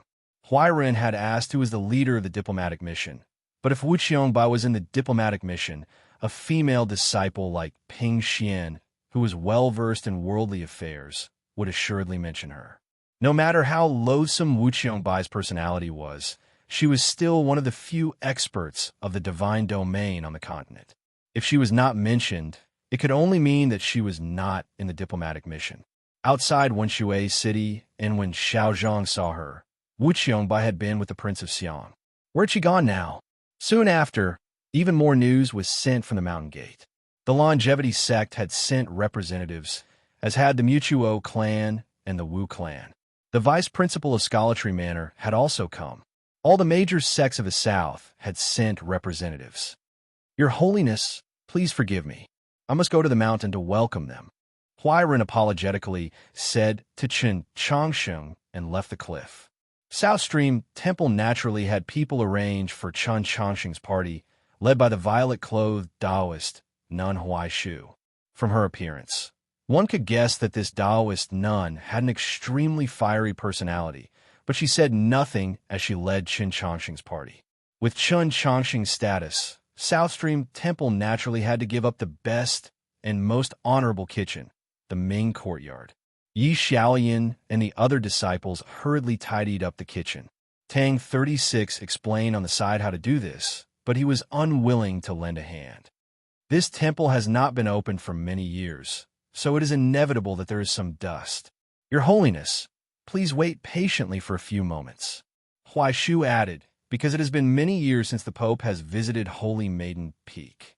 Chun Chongqing replied, please instruct me. The orthodoxy is the Taoist faith, but the Taoist faith is not the orthodoxy. At the very least, Holy Maiden Peak has never enjoyed the treatment of the orthodoxy. So no matter how our fellow disciples in the capital view this matter, no matter how the scriptures of the church describe the differences from back then, in the end, the Li Palace has never thought highly of us. Huai Shu looked at him and said, the Li Palace is in danger and needs us, so your Holiness has come and wants to use us. Does your Holiness think this is appropriate? Night gradually fell. After eating the evening meal, Chun Chongqing stood in the temple courtyard and gazed in the direction of the Tong River at that barely visible silver belt. After a moment of silence, he said, the investigation can be put aside. Right now, the most important thing is to stop the closing of the temple. If these three are still so determined, we can promise not to mention the matter of returning. It had been a very long time since they had left Wenshui City and arrived at Holy Maiden Peak.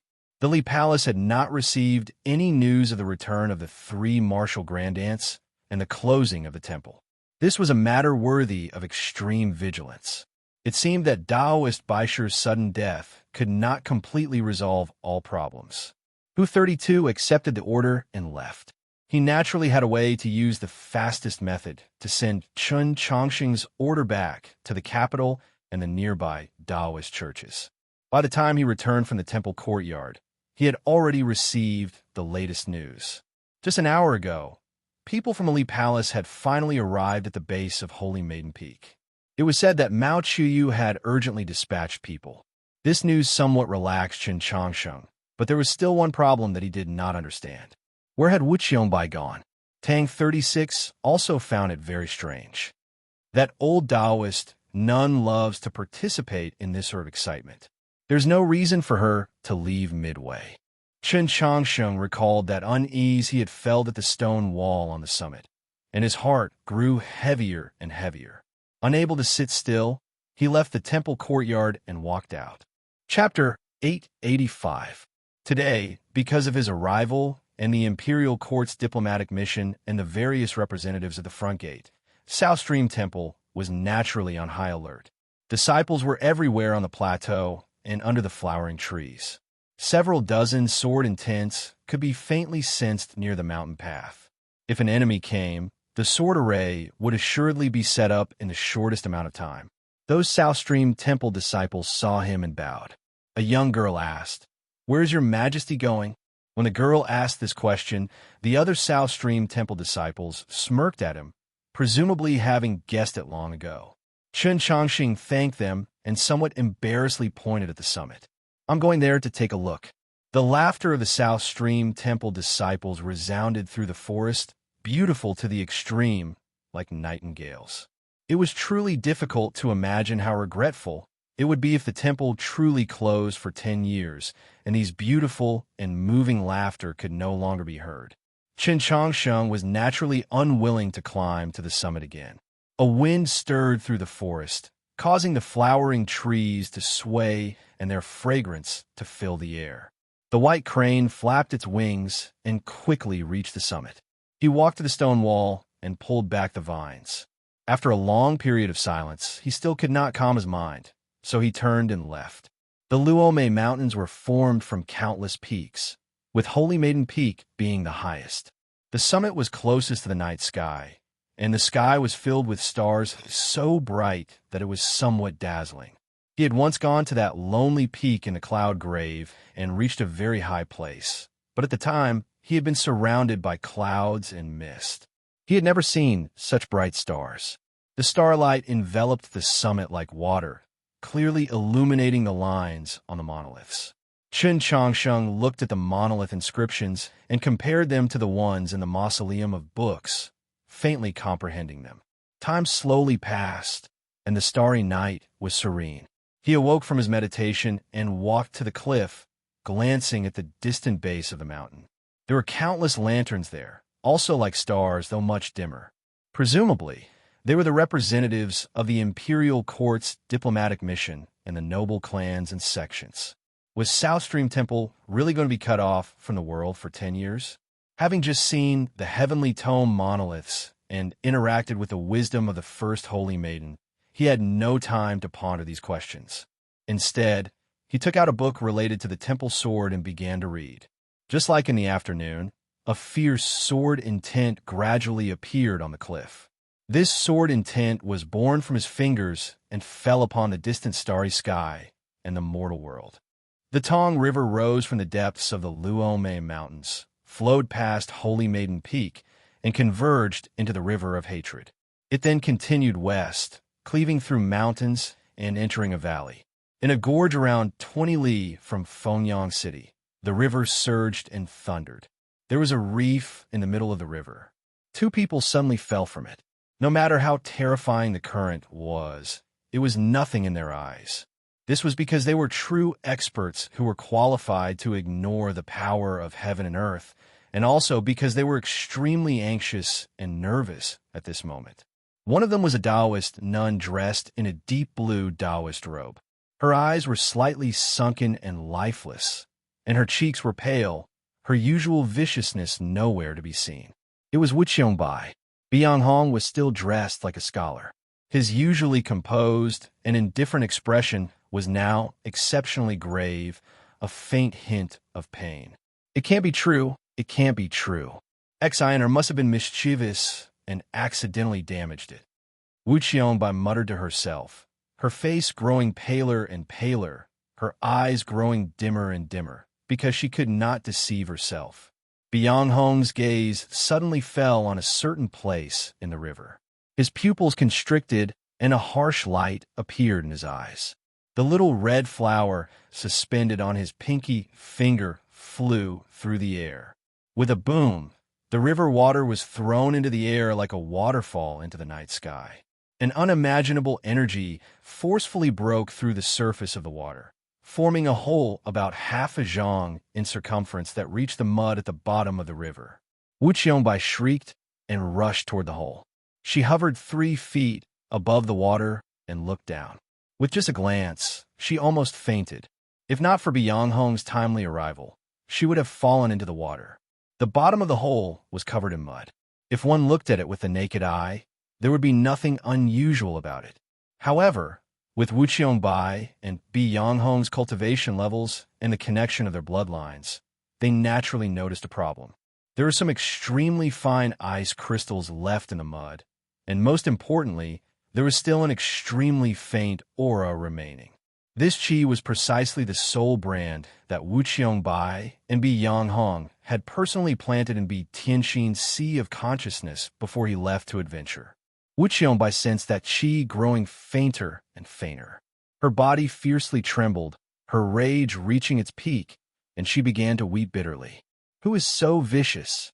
I will kill you. Who? Wretched cries resounded over the 2 shores of the river gorge. A fierce gale blew, destroying the forest between the cliffs and causing the monkeys to flee in fright. Countless pillars of water erupted from the surface of the river, and countless fish died. Biang Hong's face showed grief, but he was much calmer than his wife. With a wave of his sleeve, he swept up those crystals of ice in the mud. There were only 10-some ice crystals left, about the size of soybeans.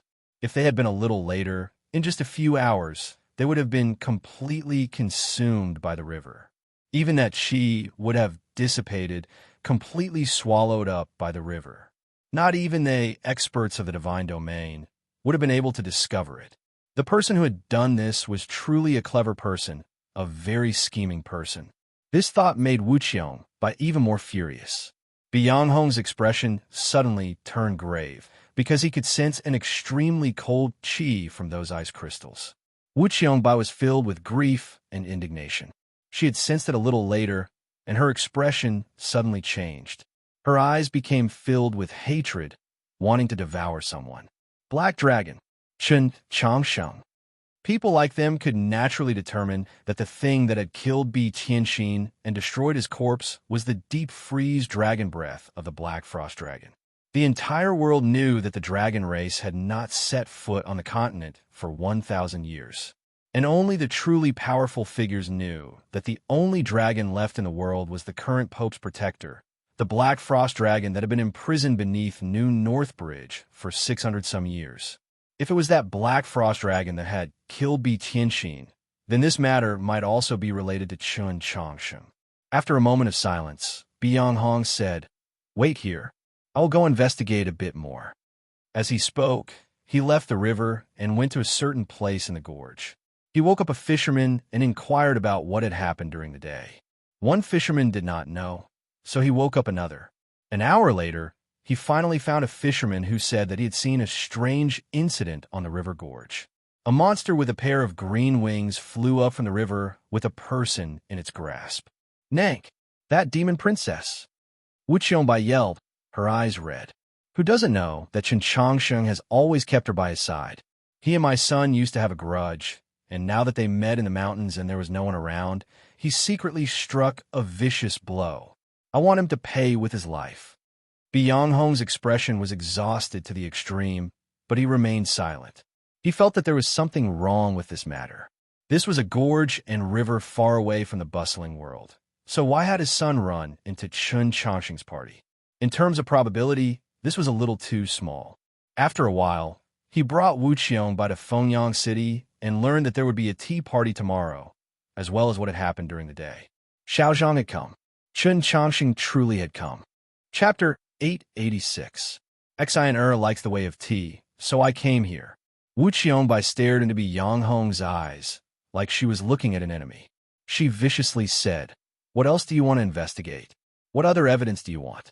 Or are you still not willing to believe that the Pope you admire killed your son? Or are you simply too afraid to take revenge for your son, so you're desperately trying to explain things for him?" Byung-hong still said nothing. He turned and walked into a restaurant by the river. He knew that his son had once stayed here for a period of time. He wanted to know what had happened here. But alas, he had no way of asking anyone, because the restaurant was filled with dead people. He quickly left the restaurant. Relying on the heavenly secrets he had forcefully deduced, he found his target on a tea ship. That person did not give him a chance to ask questions. He watched from a distance as Byung-hong flew through the air and consumed poison to commit suicide, a miserable, despairing, and bizarre smile on his face. Byung-hong recognized this person, Priest Xian of the Hall of Announcements. This person had played an important role in the revival of the Orthodox Academy in the capital. Byung-hong remained silent as he gazed at Priest Xian's corpse. Wuqiong angrily yelled, "What are you waiting for? Hurry up and kill Chun Changsheng." Byung-hong was quiet for a very long time, then said, "Chun Changsheng is the Pope. So what if he's the Pope? Are you afraid?" Wuqiong wailed, "I'm not afraid. I want to kill that black dragon. I want to pull out her tendons, flay her skin." South Stream Temple was going to close itself for 10 years, cut off from the world. This news was certain to shake the entire continent, though it had not yet spread very far. The Imperial Court's diplomatic mission and the sects and clans that had come to Holy Maiden Peak last night had all known of this matter. In order to help the 3 martial grand aunts of South Stream Temple resist the pressure from the Orthodoxy, they had naturally made ample preparations. The Imperial Court's diplomatic mission respected the Prince of Xiang. This prince had just broken into the divine domain and was at the height of his fame, but the old lady of the Mutuo clan and the head of the Wu clan had also personally come. The Longevity sect also sent an elder and some disciples. In addition to the Gentle Stream Temple, the Crying Water Monastery, the Scorching Sun sect, and more than 30 other small sects, there were actually more than 1,000 people present.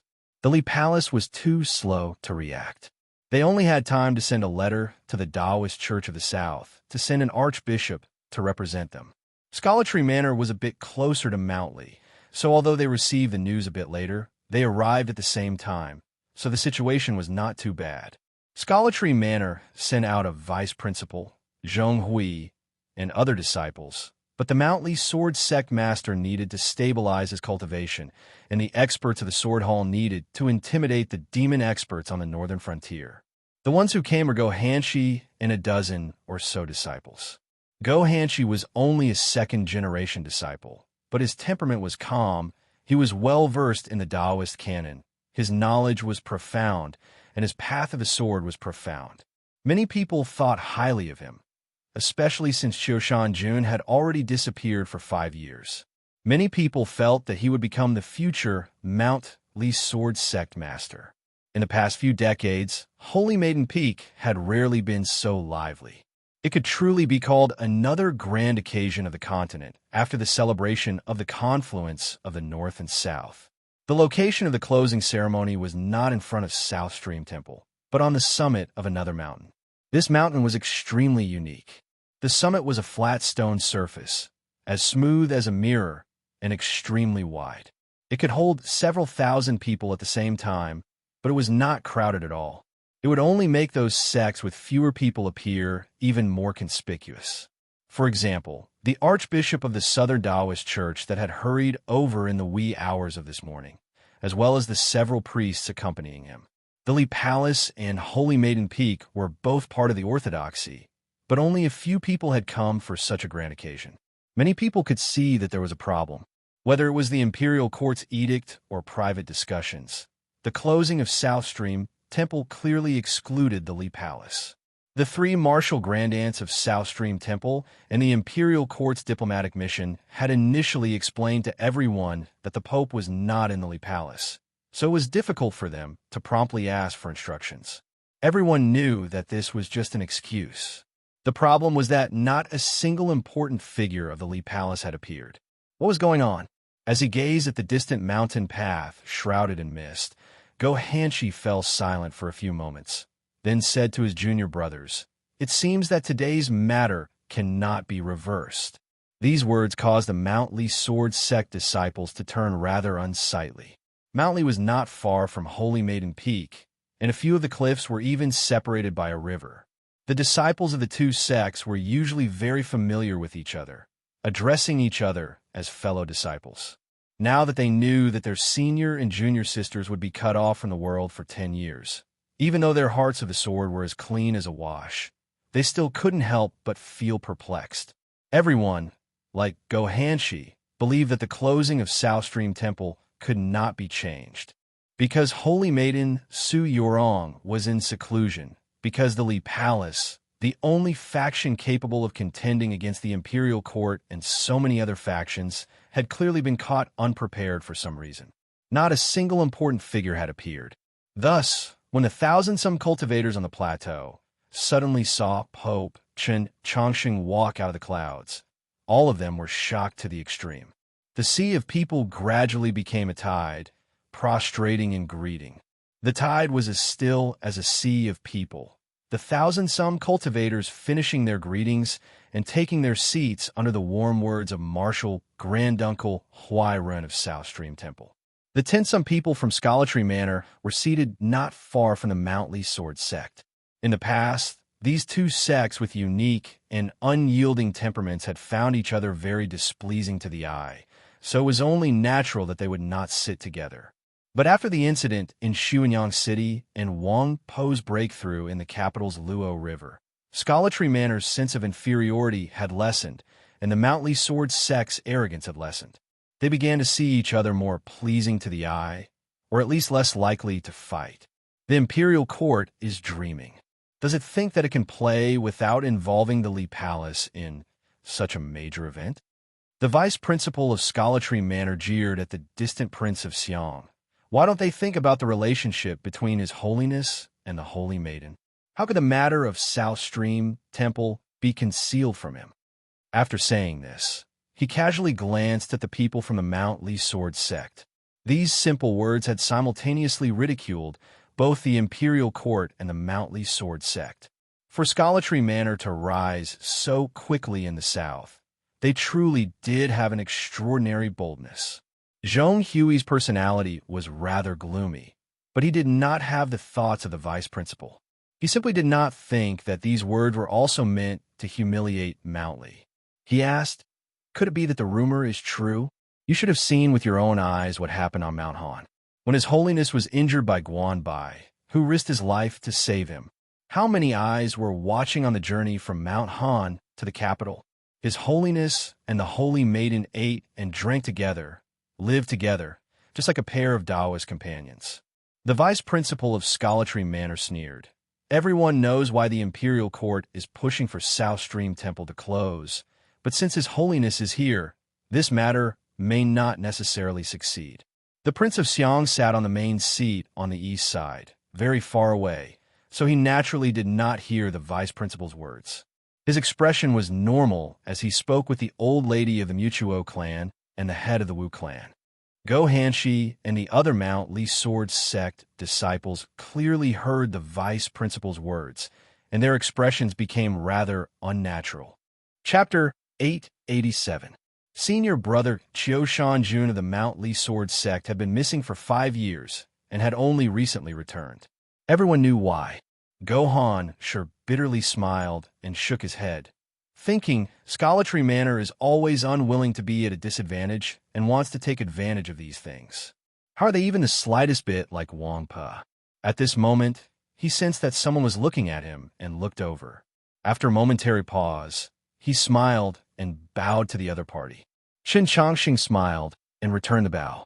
Speaking of which, he and Gohan sure had not seen each other for almost 4 years and would occasionally miss each other. South Stream Temple revered the South, so he sat on the high platform to the south, 10 some zhang away from the Mountly sword sect disciples, but it was not convenient for him to get up and go over. He looked at the rather simple-looking youth next to Gohan Sure and curiously asked with his eyes. The other Mountly sword sect disciples stood behind Gohan Sure. Only that youth sat next to him.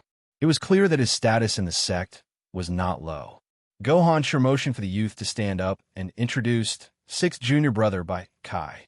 Qin Changsheng finally realized that this was the only one of the Divine State's 7 laws that he had never seen before. He warmly smiled and nodded in greeting.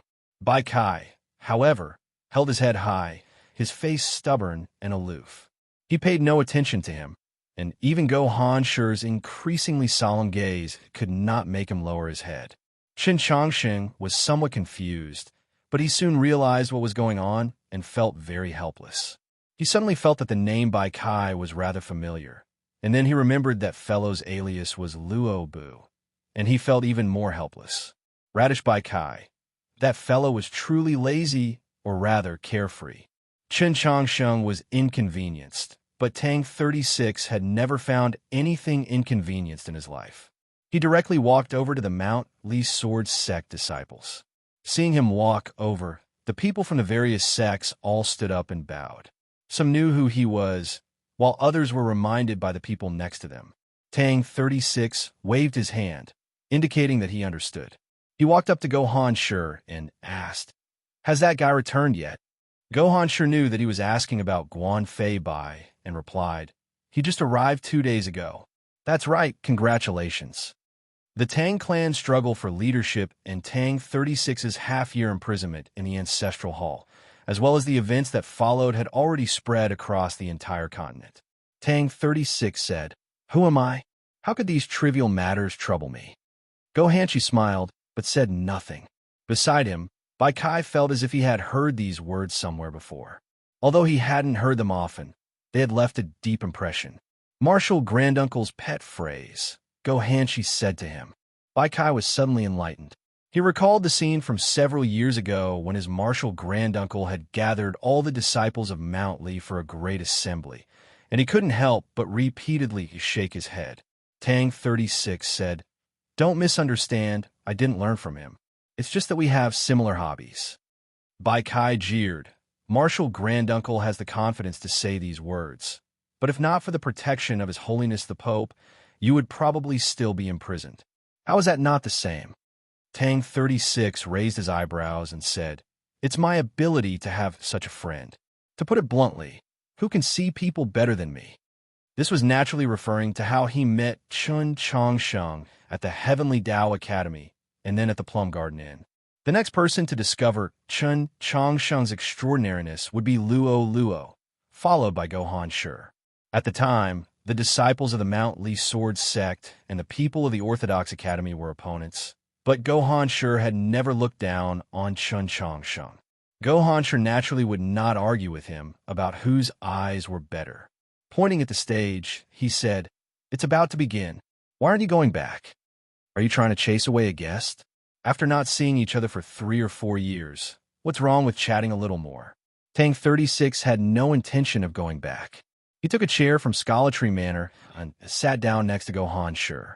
He used a very soft voice to say a few words to Gohan Shi. Not even Bai Kai heard. Gohan Shi's expression did not change as he calmly said, "I understand. You can go." Tang 36 knew that Gohan Shi was a true gentleman. Since he said he understood, he would naturally do it. He relaxed, but he was still not willing to leave. He sighed to Gohan Shi. "Look at how uncomfortable it is for Chun Changsheng to sit there all by himself." "I don't want to." Bai Kai interrupted. "Why do I feel like you're worried that you'll have to stand behind His Holiness and won't have a seat?" Tang 36 said without a change in expression. "Since you understand, why are you so insensible and insist on exposing it? In this aspect, you really should learn from your second brother." Tang 36 naturally did not want to stand, but his sigh was not completely false. With the Pope present, the bishop of the Southern Taoist Church naturally could no longer remain seated. He had long since come over to serve on Hu 32's left and right. Together with the Tinsum priests accompanying him, Chun Changsheng's figure on the platform did not seem too lonely, but rather lonely.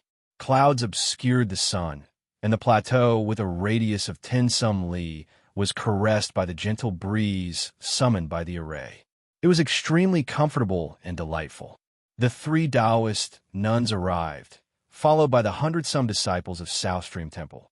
The breeze rustled their Taoist robes. Everyone rose and bowed. The Prince of Xiang and the 2 clan heads also stood. Only Chun Changsheng did not move. He could not even bow to these 3 martial grand aunts of South Stream Temple, as this was not in accordance with the rules and etiquette of the church. Perhaps standing out from the masses was the reason for his loneliness?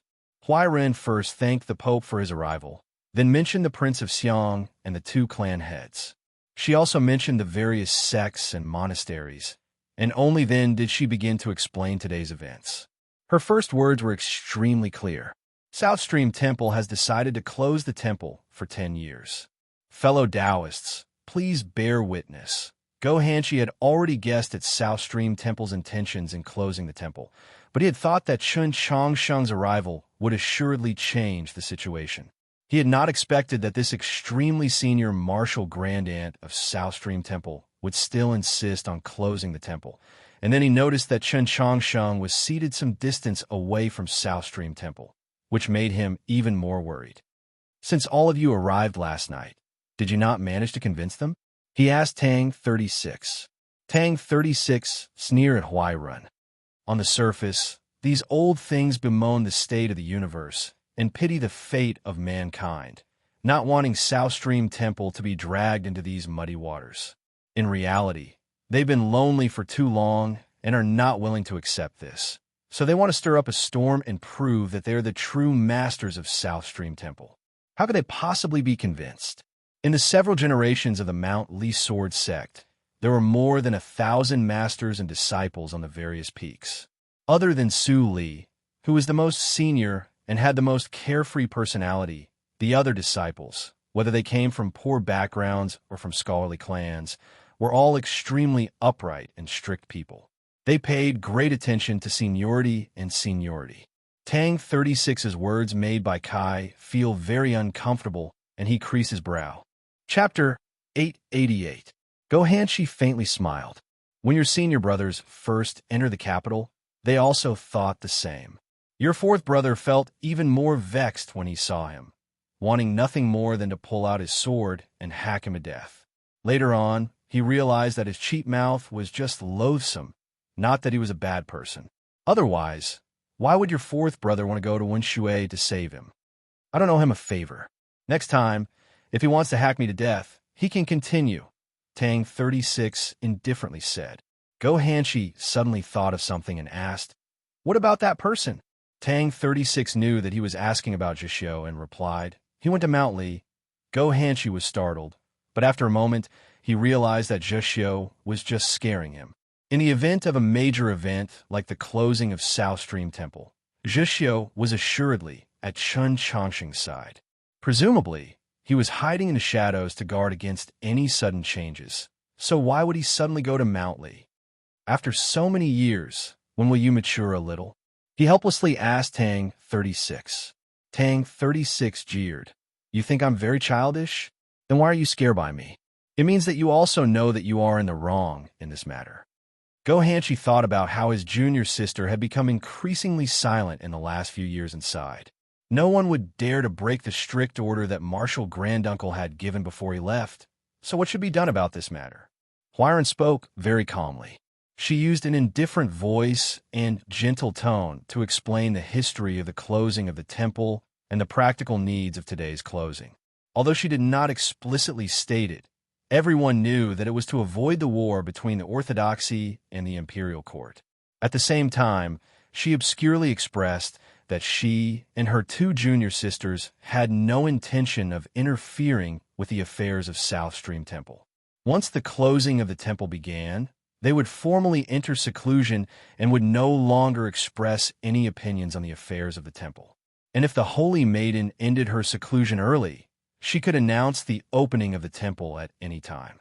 Her pale white robes complemented the light from the sky, and coupled with her gentle expression and benevolent she seemed extremely persuasive. Some of the cultivators who had been shocked and confused by the closing of South Stream Temple at the very beginning, especially those affiliated sects that were closely related to South Stream Temple and fiercely opposed it, gradually began to feel that this was the best choice for them and South Stream Temple. Following that, Taoist Nun Huai Ren talked about the specific arrangements after the closing of the temple. Holy Maiden Peak was a holy land, the ancestral court of the Taoist sects of the South. It was not as simple as one peak and one temple, and it was not as simple as having several hundred disciples not interacting with the secular world. South Stream Temple governed countless subordinate sects, possessing countless industries and fields. All of this needed to be arranged in advance to avoid any major unrest. She first spoke to the imperial court's diplomatic mission, the general gist of which was that she hoped that the imperial court would place the people of the world above all else and not waste South Stream Temple's good intentions in closing the temple. The Prince of Xiong rose and represented the emperor in making a solemn promise to the imperial court that he would definitely do so, and so forth. Soon after, she declared to her fellow Taoists of the South that all the subsidiary sects of Holy Maiden Peak, as well as their properties, fields, and gardens, would be handed over to the Mount Li Sword sect to manage. Go Hanshi was flabbergasted at these words, but he still stood up and nodded his head. He did not say anything else, because he knew that this matter would not end so simply. Do you have any objections to this arrangement? Taoist Nun Huai Ren asked the Longevity Sect elder. The Longevity Sect had withered long ago, and this second-generation elder was one generation younger than Huai Ren and the other two Taoist nuns. However, the Longevity Sect and Holy Maiden Peak were both part of the ancestral court of the southern faction of the Taoist faith, so he had to at least ask for its opinion. Of course, there were no surprises. This second-generation elder of the Longevity Sect immediately expressed his agreement, not forgetting to offer a few words of praise. Go Hanshi said nothing. In the southern cultivation world, Holy Maiden Peak and the Longevity Sect reigned supreme. Not even the Mount Li Sword sect could say anything. Finally, Huai Ren turned to Qin Changsheng. Qin Changsheng was the pope, nominally representing the entire orthodoxy, the Taoist faith. The closing of South Stream Temple required his approval in name. But in the end, this was only a matter of name. Countless gazes also fell upon Qin Changsheng. He was the Pope, sitting in the highest place. He seemed high and lofty, but in reality, he was rather lonely. He seemed very powerful, but he found it very difficult to stop all this. Unless, before the Orthodoxy and the imperial court went to war, they would first have to fight South Stream Temple. I wonder what Chun Chang, no, what His Holiness the Pope will say, Bai Kai nervously said as he watched. Go Hanshi replied. In normal circumstances, he won't speak. In front of others, he's never said much. Moreover, whenever Tang Tang is present, it's always Tang Tang who speaks. Just as expected, Tang 36 stood up and walked from the Mount Li Sword Sect seating area to the center of the square. Countless gazes moved from Chun Changsheng to him, but he seemed to feel nothing. He asked Huairun, Your honorable surname? Huairun calmly replied, My Taoist name is Huairun. If Tang 36 wanted to find a breakthrough by infuriating her, she would not give this junior of the Tang clan a single chance. She had cultivated in South Stream Temple for more than 100 years, and she had wandered the world for even more. Although her cultivation had not broken through that threshold, her Tao heart had long since become brightly lit. She had not expected that Tang 36 had never intended to infuriate her, only wanted to use this opportunity to speak his mind. So you're not surnamed Su? Then you're definitely not Su Yorong's aunt. Tang 36 looked at her and said, Of course, even if you were the Holy Maiden's aunt, your words just now were useless. They were all nonsense. These words caused an uproar. Taoist, Nun Huairen's sentimental, reasonable, and even touching words were all nonsense in his eyes. These three Taoist nuns were extremely senior martial grandaunts of South Stream Temple. Both the Prince of Xiong and the two clan heads treated them with the utmost respect. Who could have expected Tang 36 to speak so rudely to them? No matter how senior you are, what right do you have to decide the future of South Stream Temple? Tang 36 sneered at her. This place is Holy Maiden Peak, not Huairun Peak. Once you become Holy Maiden, it won't be too late for you to hold this inexplicable assembly. These words were harsh and difficult to resist. Huairun calmly gazed at him, saying nothing. Tang 36 turned to the Longevity Sect elder and asked, Agree to close the temple? Does the current Longevity Sect have the right to say such words? Or do you think your words are useful? After a few moments of silence, the elder replied, Correct. My words truly are useless. Consider that I didn't say those words just now. Huairen's gaze froze while Huai Bai and Huai Shu's expressions flickered. The Longevity Sect strength was no longer what it used to be, but like Holy Maiden Peak, it was still the ancestral core of the southern faction, and its resources still existed. Even if Tang 36 was the eldest grandson of the Tang clan, how could this elder be frightened into retreat by a single sentence? Chapter 889. Only the Longevity Sect elder understood the meaning of Tang 36's words. The Tang First Master had been poisoned by Chusu, and Chusu was a monster raised by the Longevity Sect. If this elder replied to Tang 36 that his own words were effective, then he would have to bear the Tang clan's fury. He did not dare, so he could only say that his words were ineffective. Tang 36 turned to the Prince of Xiong and the other important personages and said, Words without any effect, no matter how moving they are still nonsense. No matter how debased the Longevity Sect is, it is not so idiotic as to agree with a pile of nonsense. I believe that this principle applies to all of you as well. The Wu clan had looked at Tang 36 and said, Worthy nephew's words are a bit too excessive. After all, this is a matter of South Stream Temple. Tang 36 replied, Sir is a senior, and your words are reasonable. Since it has nothing to do with our clans, why must we declare our stance ahead of time? If the imperial court and the orthodoxy want to fight, let them fight. Once we see who is about to win, we can still take a side. Why must we sit in chairs ahead of time? The old lady of the Mutuo clan sighed. The old master did not say this in his letter. Tang 36 smiled. Sir also knows that a few things have happened in Wenshui City recently, so the elder's mind has naturally changed. Huairen finally spoke. She calmly looked at Tang 36 and said, "In the end, this is a matter of my South Stream temple. Although the attitude of others is very important, it is not crucial." Tang 36 smiled at her and said, "This being the case, why did Senior call so many people to boost your prestige?" Huaibai was enraged and shouted, "You're an outsider. What right do you have to criticize the matters of my South Stream temple?" Huairen raised her hand to indicate that she should speak no more. She looked at Tang 36 and said, "I know that you've always felt that since the Holy Maiden entrusted the affairs of the temple to her 2 disciples before entering seclusion, we elders who have returned from our travels should not recklessly interfere, especially on a major matter like closing the temple. Am I right?"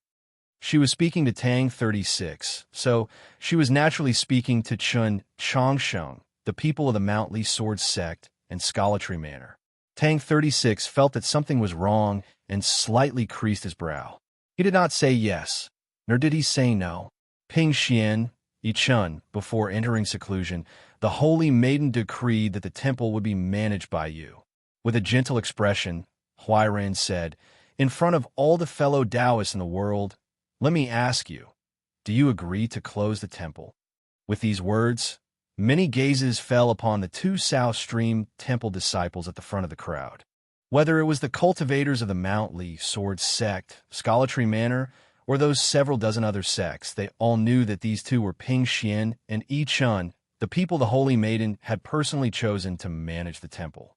Yi Xiaoyan and the other disciples of South Stream temple glanced at each other, somewhat pleasantly surprised. They thought to themselves, Senior Sister or Martial Uncle would naturally not agree. "Master," Tang 36 suddenly felt uneasy. Ping Xian's face was pale. For a long time, she did not speak.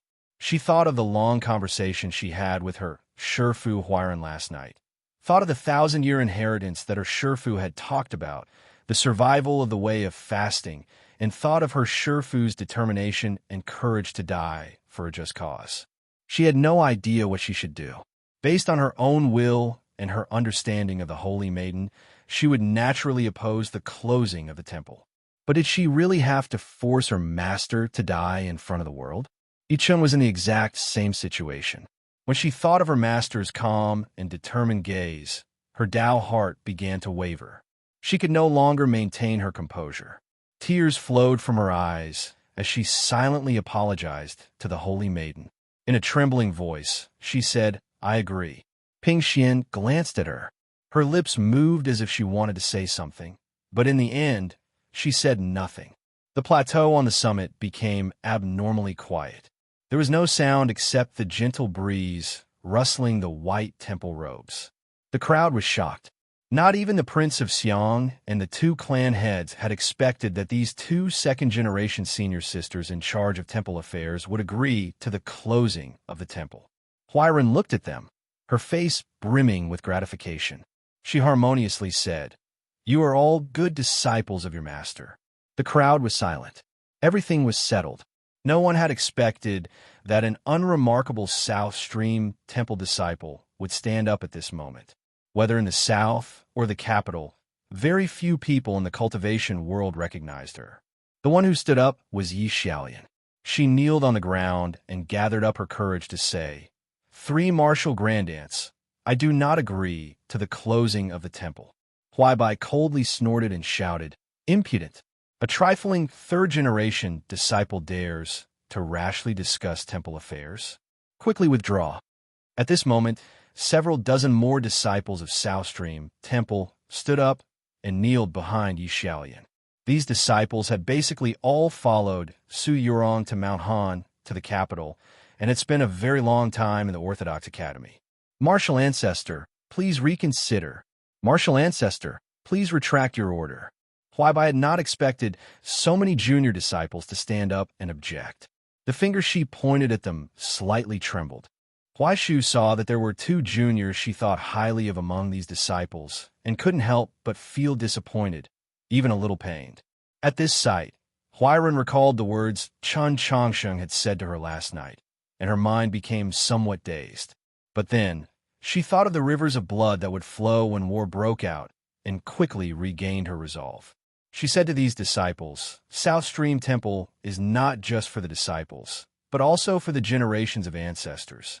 If you do not wish to remain in the temple, you are free to leave. Presumably, both the Orthodox Academy and the Lee Palace will accept you. The meaning of these words was crystal clear. If these disciples persisted in opposing the closing of the temple, they would be expelled from Holy Maiden Peak and lose their status as disciples of South Stream Temple. Yi Xiaoyan and the other girls had miserable expressions and said no more. They were not willing to be cut off from the world, but how could they endure the pain of being expelled from the sect? At this point, the voices within South Stream Temple were finally unified by the forceful methods of the three martial grand aunts, and no more voices of opposition could be heard. The Prince of Xiang stood up and smiled. Congratulations, fellow Taoists, on distancing yourselves from the quarrels of the mortal world and devoting yourselves to cultivation. This truly makes one envious. With these words, countless cultivators stood up to express their congratulations to South Stream Temple. Congratulations could be heard everywhere. Only the Mount Lee Sword Sect and Scholatry Manor remained silent. Bai Kai was very angry and wanted to speak, but he was stopped by Go Hanshi. Tang 36 sat back down in his chair, narrowing his eyes as he gazed at the ever-calm Taoist Nun Huai run on the platform, seemingly thinking about something. Seclusion is a dangerous path. Saints have no choice but to do so. If this is also worthy of envy, why did your highness leave seclusion this year? A voice rang out on the plateau of the peak. The voices on the plateau gradually grew softer, making that voice seem even clearer. This voice was very calm, very indifferent, but also incomparably firm. If you ask me if closing the temple is possible, my answer is naturally no. Huaibai was enraged by these words. Turning around, she shouted, Who said it's not possible? It's me. Qin Changxing stood up and looked at her. Because none of you have ever asked me, I can only say it myself. The plateau was in an uproar as countless gazes were cast over. Chapter 890. The Prince of Xiang gazed at the distant platform, a cold light flitting through his eyes. The Wu clan head and the old lady of the Mutuo clan were as calm as ever, as if they had heard nothing. Go Hanshi shook his head at Bai Kai, indicating that he should be patient. The vice principal of Scholatry Manor slightly arched his brows, a look of surprise on his face. People like them had long ago predicted that the Lee Palace would oppose the closing of South Stream Temple and that Qin Changsheng would stand up and speak. The two martial grand aunts of South Stream Temple were too agitated and believed that they had a deep understanding of Qin Changsheng's personality, so they had not thought of this. But the will of South Stream Temple was unified, so what could he do? Qin Changsheng's method was very simple. No one asked him, so he answered his own question. His answer was 2 words. No. This sight made Tang 36 recall that mahjong game in the old estate in Wenshui City, and he couldn't help but sigh. When the Tang old master had said that he could kill Tang 36, Qin Changsheng had also said 2 words. No. Whether it was then or now, Qin Changsheng's voice had always been very soft, but it was even louder than the simultaneous shouts of 10 million people, like thunder descending from the heavens. Because he was the Pope, his words were divine decrees, followed by millions of believers. They will not go to the Orthodox Academy or to the Lee Palace. Qin Changsheng pointed at the kneeling girls and said, Because South Stream Temple will not close, and this is the place where they will live and cultivate. Huaibai saw how unyielding his words were and angrily said, This is a matter of my South Stream Temple. I ask that your holiness not interfere.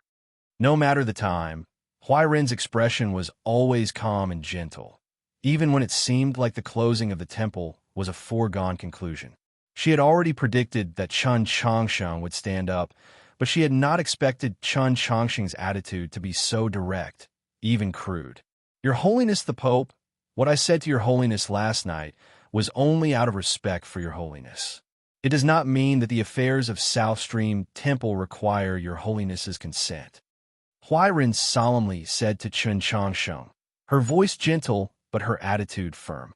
Holy Maiden Peak had originated from a schism within the orthodoxy.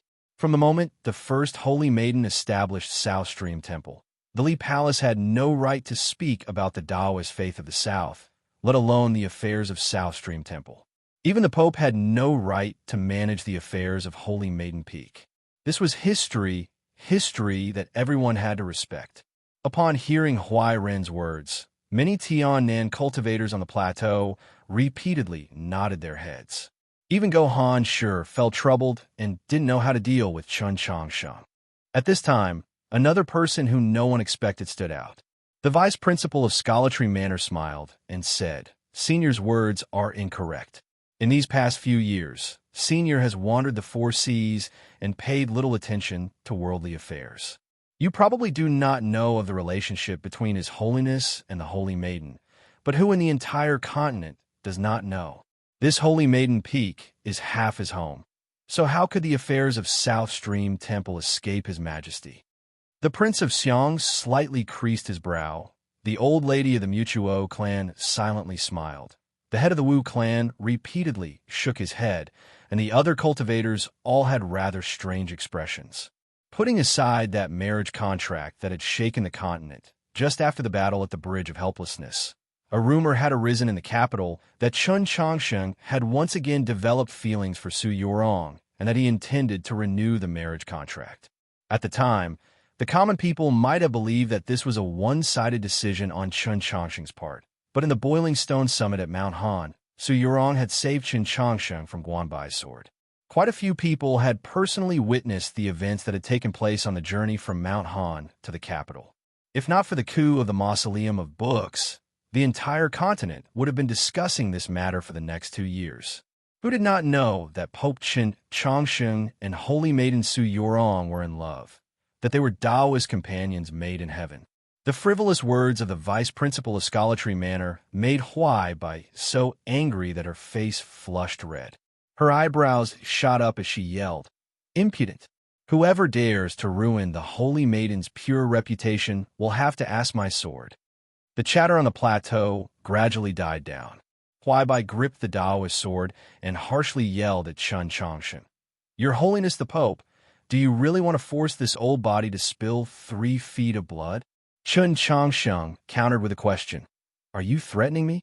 Even the Prince of Xiang, this person who had already stepped into the divine domain and held the highest authority in the imperial court, had to pay his respects when he saw Chun Changsheng, not daring to show the slightest disrespect in front of so many people, much less threaten him. Although she was an extremely senior martial grand aunt of South Stream Temple, how could she have the courage? Huai Bai was furious, but she could not use her sword. With a hum brimming with resentment, sword intent left the sheath and cut countless cracks into the surrounding stones. In her anger, she almost suffered an internal injury. Huai Shu hurriedly supported her, sending a pure strand of true essence to help her guard her Tao heart. Huai-Ren looked into Chun Changsheng's eyes and said, "The demons have already retreated for the time being. South Stream Temple wishes to close the temple only because it wishes to remain uninvolved, unwilling to be used by some ambitious person. Once the Holy Maiden emerges from seclusion, the temple can be reopened at any time. Just what is wrong with this old body's actions? Last night, Your Holiness said these words, but I did not have the time to answer. My answer is no." Chun Changsheng looked at her and said, "Even if all of you agree to close the temple, is still no. The affairs of the temple and the closing of the temple are 2 different matters. Yorong has temporarily given the affairs of the temple to the 2 of you, but that does not mean that you have the right to decide something as important as the closing of the temple. No disciple of South Stream Temple has the right to decide." He then turned to Huai-Ren and Ping Xian and said, "Of course, that also includes the 2 of you." Huai Bai sneered, "Then who has the right? Could it be Your Holiness the Pope?" Chun Changsheng replied, "No, I also do not have a right. The only person with the right to decide on the closing of the temple is Yorong." The Prince of Xiang, who had maintained his silence this entire time, suddenly said, "Your Holiness's words are reasonable. On such an important matter, we truly should ask the Holy Maiden to emerge from seclusion and make the decision." A hint of wariness appeared in Chun Changsheng's heart.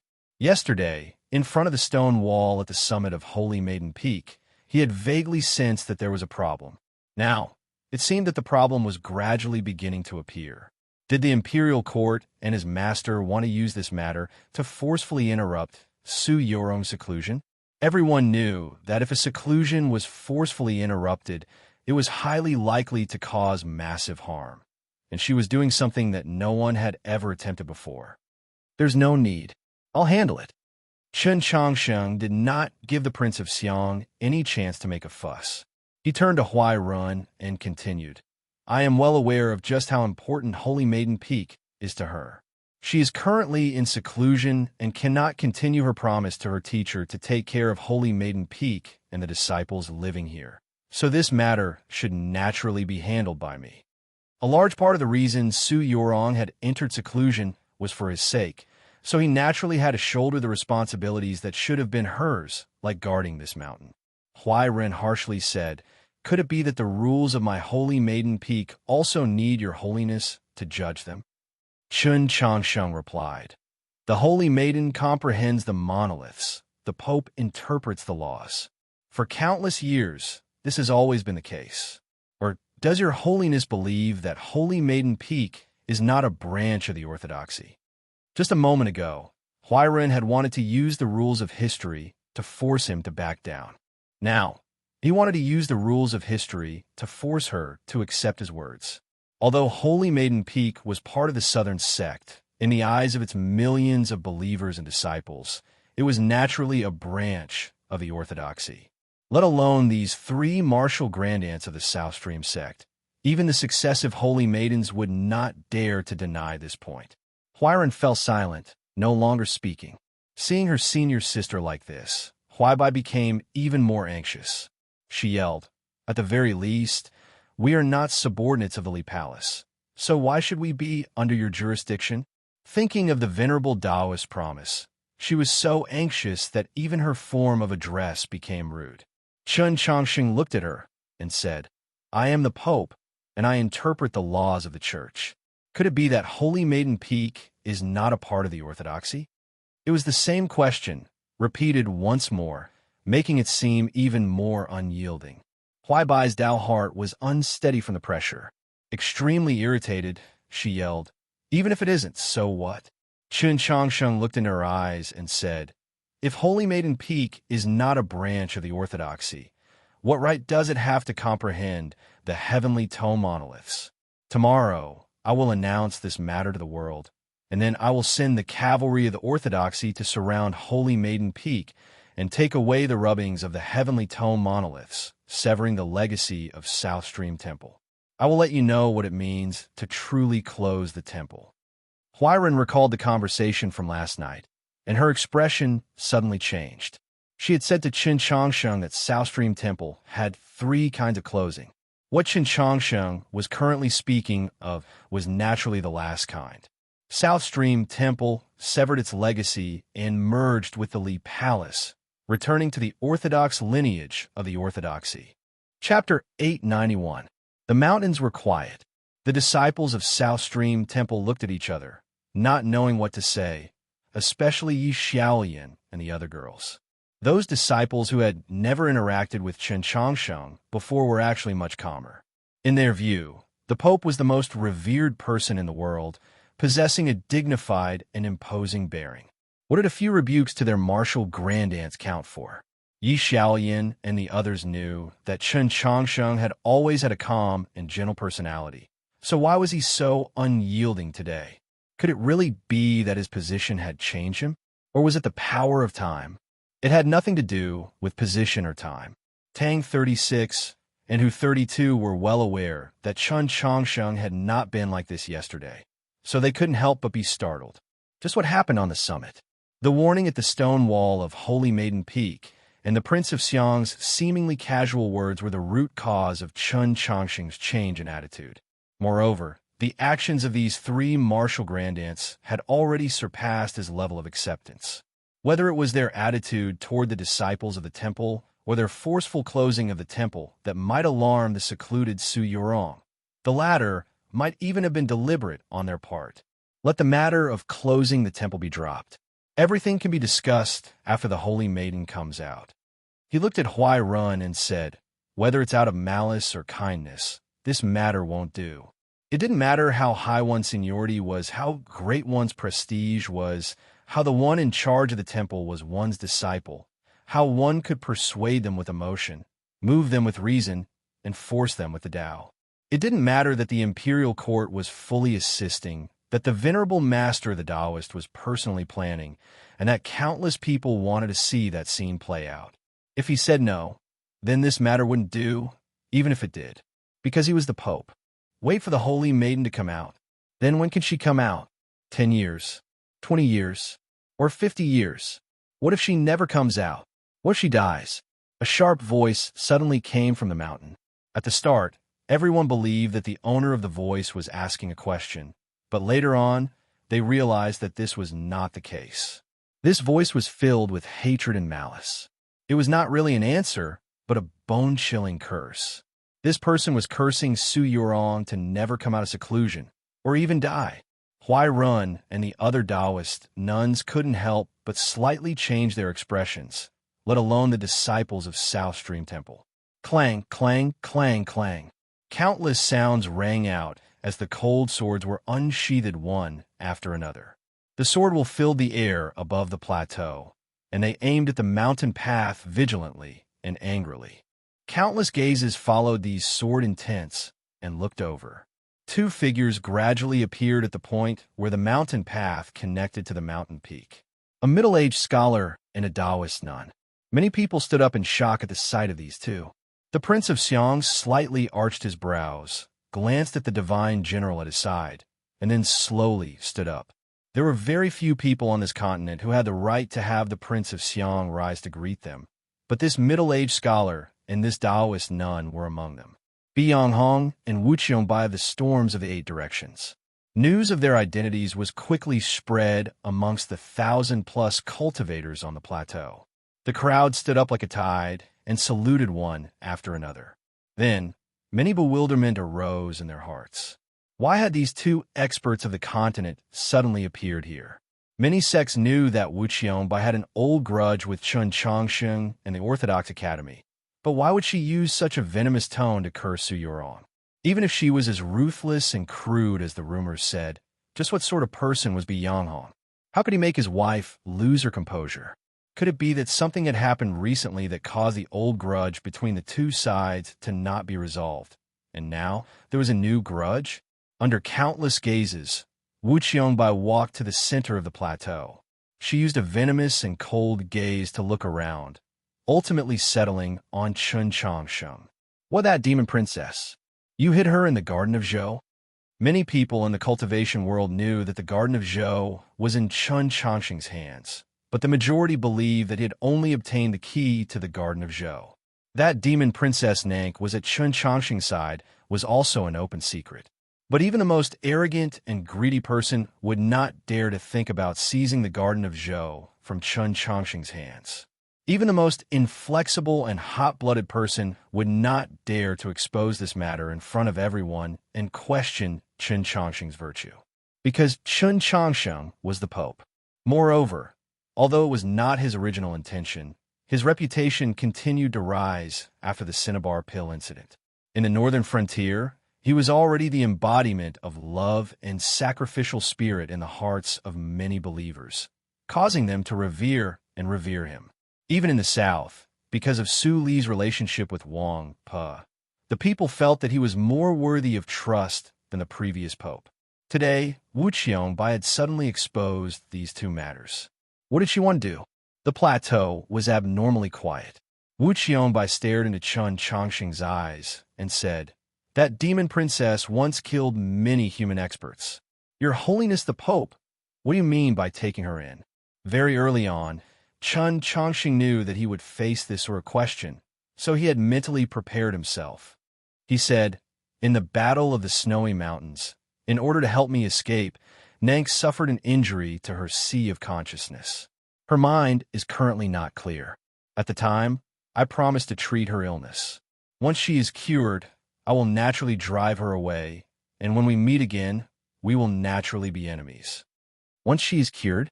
What if her illness can never be cured? What if she is still an idiot until she dies? Wu Qiangbai's words were still as vicious as ever, brimming with curses. No matter how calm Chen Chongqing's temperament was, he couldn't help but slightly raise his brows. Just what has happened to make this person feel somewhat insane? You're not willing to hand over Nank, but you should at least hand over that wretched black dragon, right? Wu Qiangbai stared into his eyes, a hint of a smile on her lips, but her expression was also sorrowful. Her smile was like crying, a very unsightly sight. Her smile gradually faded as she expressionlessly said, I want to peel off her skin, pull out her tendons, cut off her flesh piece by piece, either raw or boiled into soup. I want to eat it all and drink it all. I don't want to leave a single piece, not a single drop. I want to even chew up the plate of meat and the soup bowl and swallow it all. Her voice was so cold that it seemed to come from the cold air rising from the abyss behind Shuilao City. Her words were venomous to the extreme, callous to the extreme. They echoed over the plateau like gusts of cold wind, making everyone shiver in fear. At this point, even the slowest person could guess at Wu Qiangbai's monstrous hatred for Chen Chongqing. Chen Chongqing was quiet for a while, saying nothing. He turned to Yang Hong and asked, Sir B, just what has happened? The coup of the Mausoleum of Books had caused the deaths of many experts of the continent, and the storms of the 8 directions had wandered and withered away. Even if the Prince of Xiang, the Mount Li Sword Sect Master, and Wang Po were included, they would not be able to make up the numbers. Of these people, Yang Hong's reputation had never fallen, and he was deeply respected, a stark contrast to his wife, Wu Qiangbai. The Tianhai Divine Empress had greatly admired Yang Hong, and Chen Chongqing had been willing to trust him. Yang Hong said nothing, not answering him. What has happened? Wu Qiangbai gloomily yelled at Chen Chongqing. Your Holiness the Pope, you had that evil dragon kill my son, and you still have the face to ask me what has happened. These words instantly caused countless cries of alarm to rise from the plateau, and it was impossible to calm down. Chapter 892. Bi Tianxin was dead. Although this person's cultivation level and talent could not compare to those true geniuses at the top of the Proclamation of Liberation or Proclamation of Golden Distinction, he was still a celebrity of the continent. After all, not everyone could be like him, with both parents being experts of the divine domain. In truth, besides Princess Luluo, there was no one else with such a background. Such a person had actually died? Who dared to kill him? With this thought, the thousand-some gazes on the plateau once more turned to Chen Chongqing. Everyone knew that Chen Chongqing and the Orthodoxy, or to put it more accurately, the Orthodox Academy had a deep grudge against Wu Qiangbai and Bi Tianxin, mother and son. And daring to kill Bi Tianxin and having the ability to kill him, there were truly far too few people on the continent. Besides the Pope, who else could it be? Chen Chongqing saw the sorrow in Yang Hong's eyes and knew that Wu Qiangbai was telling the truth. Bi Tianxin really had died. His heart sank as he realized that today's matter was even more troublesome than yesterday's calculations with the intellectual sword. In the capital, when Ali Palace had launched the all-school martial exhibition, he and the Orthodox Academy had once confronted Bi Tianxin and his servant. But with Yang Hong's timely letter and Su Moyu's transfer from the Li Palace Academy to the Orthodox Academy, the matter was quickly pacified. Later on, Wu Qiangbai had once gone to the Orthodox Academy in the middle of the night to kill Xin Yuan Pe and establish her might, but Su Li's letter had beheaded her like a stray dog. Both times, Chen Chongqing and the Orthodox Academy had not suffered a loss, so he had never once thought about taking revenge on Wu Qiangbai and Bi Tianxin. In fact, with the passage of time and the countless major events that had occurred, he had almost forgotten these matters of the past.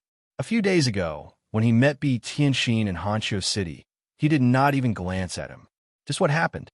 Sir, please explain, Chen Chongqing asked Yang Hong. Yang Hong gave him a deep glance and said, My son was unfilial, but I believe that his crime does not warrant death. Today, I came to know why he was killed. Chen Chongqing replied, The last time I saw Bi Tianxin was in Hanqiu City. It has been 3 years since I last saw him. Go Hanqi stood up and said, Sir, please restrain your grief. This junior believes that there is some misunderstanding in this matter and presumptuously asks Senior to explain the details. Byung-hong held his hands behind him as he gazed at the plains beyond the cliff and the Tong River, his expression gradually turning cold. Yesterday, my son died in the river gorge 20 li east of Fengyang City. His bones are ground to dust and thrown to the bottom of the river.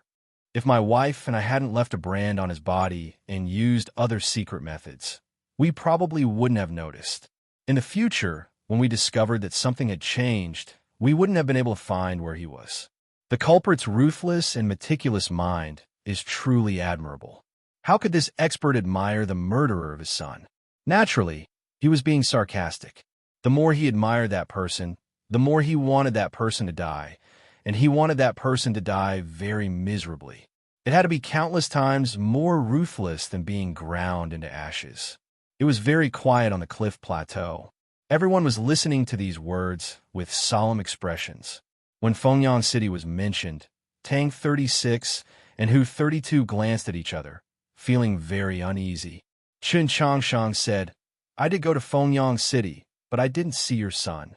Byung-hong was not surprised that he would admit to going to Fengyang. More than 10,000 believers had seen it with their own eyes, so who could deny it? He looked into Chun Changsheng's eyes and asked, "Did Nank bring you over a certain river?" Chun Changsheng thought back to the scene and replied, "Correct." Byung-hong fell quiet for a while, then said, "His remains and ashes are beneath that river." Hearing this, Chun Changsheng remained silent and didn't say anything. As the person involved, he naturally knew that this was a scheme. The problem was that this scheme was truly formidable, leaving him speechless. Wu Qianbai yelled at Byung-hong, "Why are you still wasting words with him?" The chilly mountain winds blew back and forth over the plateau, ruffling her white hair and making her seem rather miserable. Chun Changsheng had never liked her, but when he saw her sorrowful appearance, he couldn't help but feel sympathy. "It truly wasn't me." Wu Qianbai turned to stare at him, her eyes so venomous that they seemed ready to devour him. "Then hand over that evil dragon." Chun Changsheng was somewhat confused as to why Wu Qianbai had been targeting Gigi this entire time. He asked, "Could it be that someone personally saw her kill Bi Tianxin?" "No. Even if it was a witness who saw it with their own eyes, they could still be bribed. I wouldn't necessarily believe them." Byung-hong looked at him and said, "And although some pieces of evidence cannot speak, they are even more worthy of trust because they cannot be bribed or faked." After saying this, he extended his right hand. That famous little red flower was still hanging from his pinky, gently swaying in the cool breeze. But everyone's attention was not on the little red flower, but on the palm above his hand. An extremely pure star radiance seeped out from his palm, enveloping some extremely tiny grains of ice.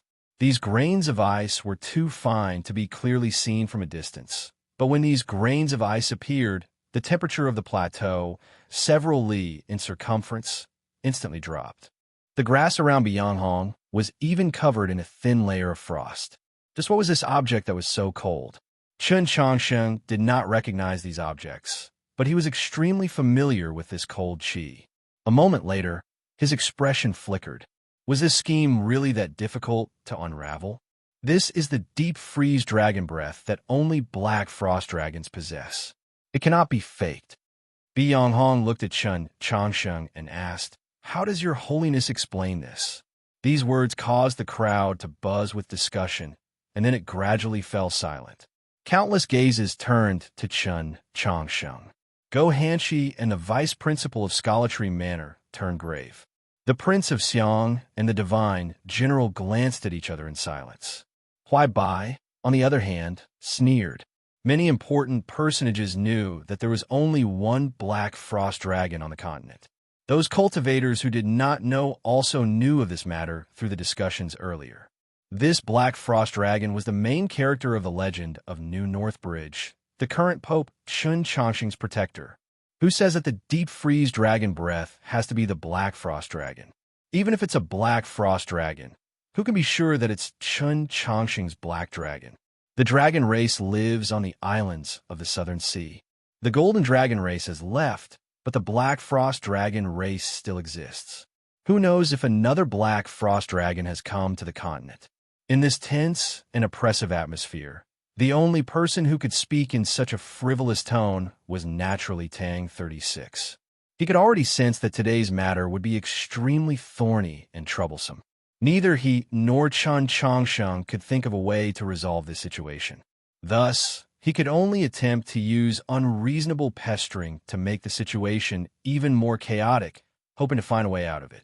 Many people would become somewhat passive in front of Tang 36's methods, and then find themselves unable to respond. But Yang Hong's response was very simple. He seriously said to Tang 36, "My son is dead. Please do not act like this." Tang 36 was quiet for a very long time, and then he retreated. Chapter 893. Right now, all the evidence points to Zhu Sha. Yang Hong looked at Chun Changsheng and said, "I ask your holiness to hand her over to me. I want to ask her." Zhu Sha was the name Wang Jitze had given to the little black dragon many years ago. It was also the name that experts of the continent, like Yang Hong, were used to calling her. Bi Tianxin was not killed by me, and certainly not by Zhu Sha. Chun Changsheng said to Yang Hong, "This is a scheme. The last time I saw Bi Tianxin was in Hanqiu City. If you are still willing to believe me, there is no harm in investigating just who Bi Tianxin has been with in the last few days." Yang Hong calmly gazed at him, though it was hard to tell if he had heard. "Go Hanshi agreed. Correct, my dear brother is of great talent, and he also has 2 seniors personally branded his soul. Ordinary methods cannot harm him, unless he is ambushed by someone close to him or if an expert of the divine domain blocks his qi, and it is said that Zhu Sha has still not been able to break Lord Wang Jitze's seal, so she should not be able to do it." Wu Qiangbai's eyes were already red. How could she listen to these words? She harshly rebuked, "That evil dragon cannot do it, but do not forget that our Pope still has the divine staff. Besides you, who else has a bone-deep hatred for this old woman and my pitiful son? Let me ask you, are you willing to hand over that evil dragon or not?" Chun Changsheng was quiet for a while, then said, "Forgive me for not being able to comply." Wu Qianbai was so angry that she began to laugh. "Then don't blame this old woman for being impolite today." The Archbishop of the Southern Church paled at these words. He took 2 steps forward to the edge of the platform and shouted, "Impudent! Who dares to be so rude to His Holiness the Pope?" Wu Qianbai harshly retorted, "For the sake of a personal grudge, you even used the evil dragon to kill the innocent. What virtue does this sort of person have to be Pope?" As soon as these words were spoken, the entire crowd went into an uproar. Everyone understood her intentions. Wu Qianbai had always insisted that Chun Changsheng hand over the black dragon. If Chun Changsheng did not agree, she would use this matter to make things difficult for him. In her view, the black dragon was the true culprit behind the death of her son, and Chun Changsheng was the true culprit. How could she let him go? Even if she had to oppose the orthodoxy, even the millions of believers in the world, she would still kill Chun Changsheng today and avenge her son. "I want to see who can protect you today." Wu Qianbai stared into Chun Changsheng's eyes and spat venomously. "You're not willing to hand over the black dragon, so you'll have your tendons pulled out, your skin flayed, and your bones ground to dust in her place." If 2 experts of the divine domain attacked at the same time, just how terrifying would there might be? If he were in the Li Palace, protected by the prefects of the orthodoxy with their precious treasures, Chun Changsheng might not have feared them, but this was Holy Maiden Peak. Experts of the orthodoxy like the Bishop of the South and Hu 32 were too lacking compared to Yang Hong and Wu Qianbai, so they would not be of much use. Of course, if the Prince of Xiang and the experts of the Imperial Court's diplomatic mission were willing to appear, the situation would be different. The problem was that no one knew if the shadow of the Imperial Court was behind this matter. Even if it wasn't, why would the Imperial Court stand up for the Li Palace? "Wang Pe, come out." Wu Qianbai gazed into the cold gray sky and coldly shouted, "Can you still protect him today? Do you still have the face to protect him?" All the cultivators on the plateau were shocked when they heard this, and they thought in their hearts, could it be that Wang Pa has come as well? Then where is he? Wu Qiongbai had attacked Chen Changsheng to avenge her son's death. Given Wang Po's usual conduct, just what would he do? After some time, the sky remained cold and gray. No one appeared, no one answered. It seemed like Wang Pa had not come to Holy Maiden Peak today. To many people on the plateau, this was excellent news. If he had already come to Holy Maiden Peak, but did not appear, this was even better news for them. Because this meant that in Wang Po's view, Chen Changsheng should first hand over the evil dragon. Countless gazes drew back from the cold gray sky and once more turned to Chen Changsheng, each with a different expression. Some were secretly delighted, some were nervous, some were cold, and there was also a small amount of anger. Wu Qiongbai walked toward Chen Changsheng, her eyes frigid to the extreme. The horsetail whisk in her hand began to move despite the lack of wind, stirring up countless streams of energy. Hu 32, the bishop of the south, and 10 some priests had already arrived at Chen Changsheng's side. But how could these people be a match for an expert of the divine domain? The people of Scholartree Manor were silent. The Mountly disciples silently looked at each other. Go Hanshi was pensive, and Tang 36 was looking at Yang Hong, seemingly thinking of something. Was it really as Wu Qiongbai said, that no one could protect Chen Changsheng today? This was Holy Maiden Peak, and if anyone had the ability to change the situation, it was naturally South Stream Temple. The orthodoxies north and south were divided, but when it came to the dignity of the Taoist faith and external affairs, they had always advanced and retreated together. In the past, South Stream Temple would assuredly protect Chen Changsheng because he was the Pope. However, the matter of closing the temple had caused an intense dispute between the two sides, and Chen Changsheng's stance had become unprecedentedly unyielding. Presumably, South Stream Temple, or at least those 3 martial grandaunts, would change their stance. Just as expected, just when Ping Xian and Yi Chan were about to say something, a cold snort rang out. Since it's a murder suspect, that evil dragon should come out and explain, even if it is the protector of our orthodoxy. Huaibai looked at Chen Changsheng and said, if Your Holiness the Pope resolutely protects it, others will inevitably suspect that evil dragon was really ordered by you. If it is true, then your virtue is lacking. What right do you have to sit on the seat of Pope? What right do you have to expound on the laws of the Church and interfere in the affairs of my South Stream Temple? Her words were very harsh and could also be called very malicious. She directly wanted South Stream Temple to stay out of this matter, simultaneously placing Chen Changsheng in an extremely passive position. After hearing these words, Yi Xiaoyan could no longer bear it. She viewed Chen Changsheng as her idol, so how could she possibly believe these accusations? Raising her sword, she rushed to the front of the platform and angrily yelled at the people on the plateau. His Holiness the Pope is not this sort of person. Huaibai was enraged and harshly rebuked. Evil disciple, what do you want to do? Yi Xiaoyan did not turn her head. Wu Qiongbai slowly walked over with an indescribable pressure. She was currently at the upper level of ethereal opening. In terms of cultivation time, this was rather impressive, but how could she directly contend against an expert of the divine domain? Even though they were separated by 100 some zhang, even though Wu Qiongbai was not deliberately using her pressure to suppress her opponent, her small face instantly paled and the hand gripping her sword trembled. But she did not retreat.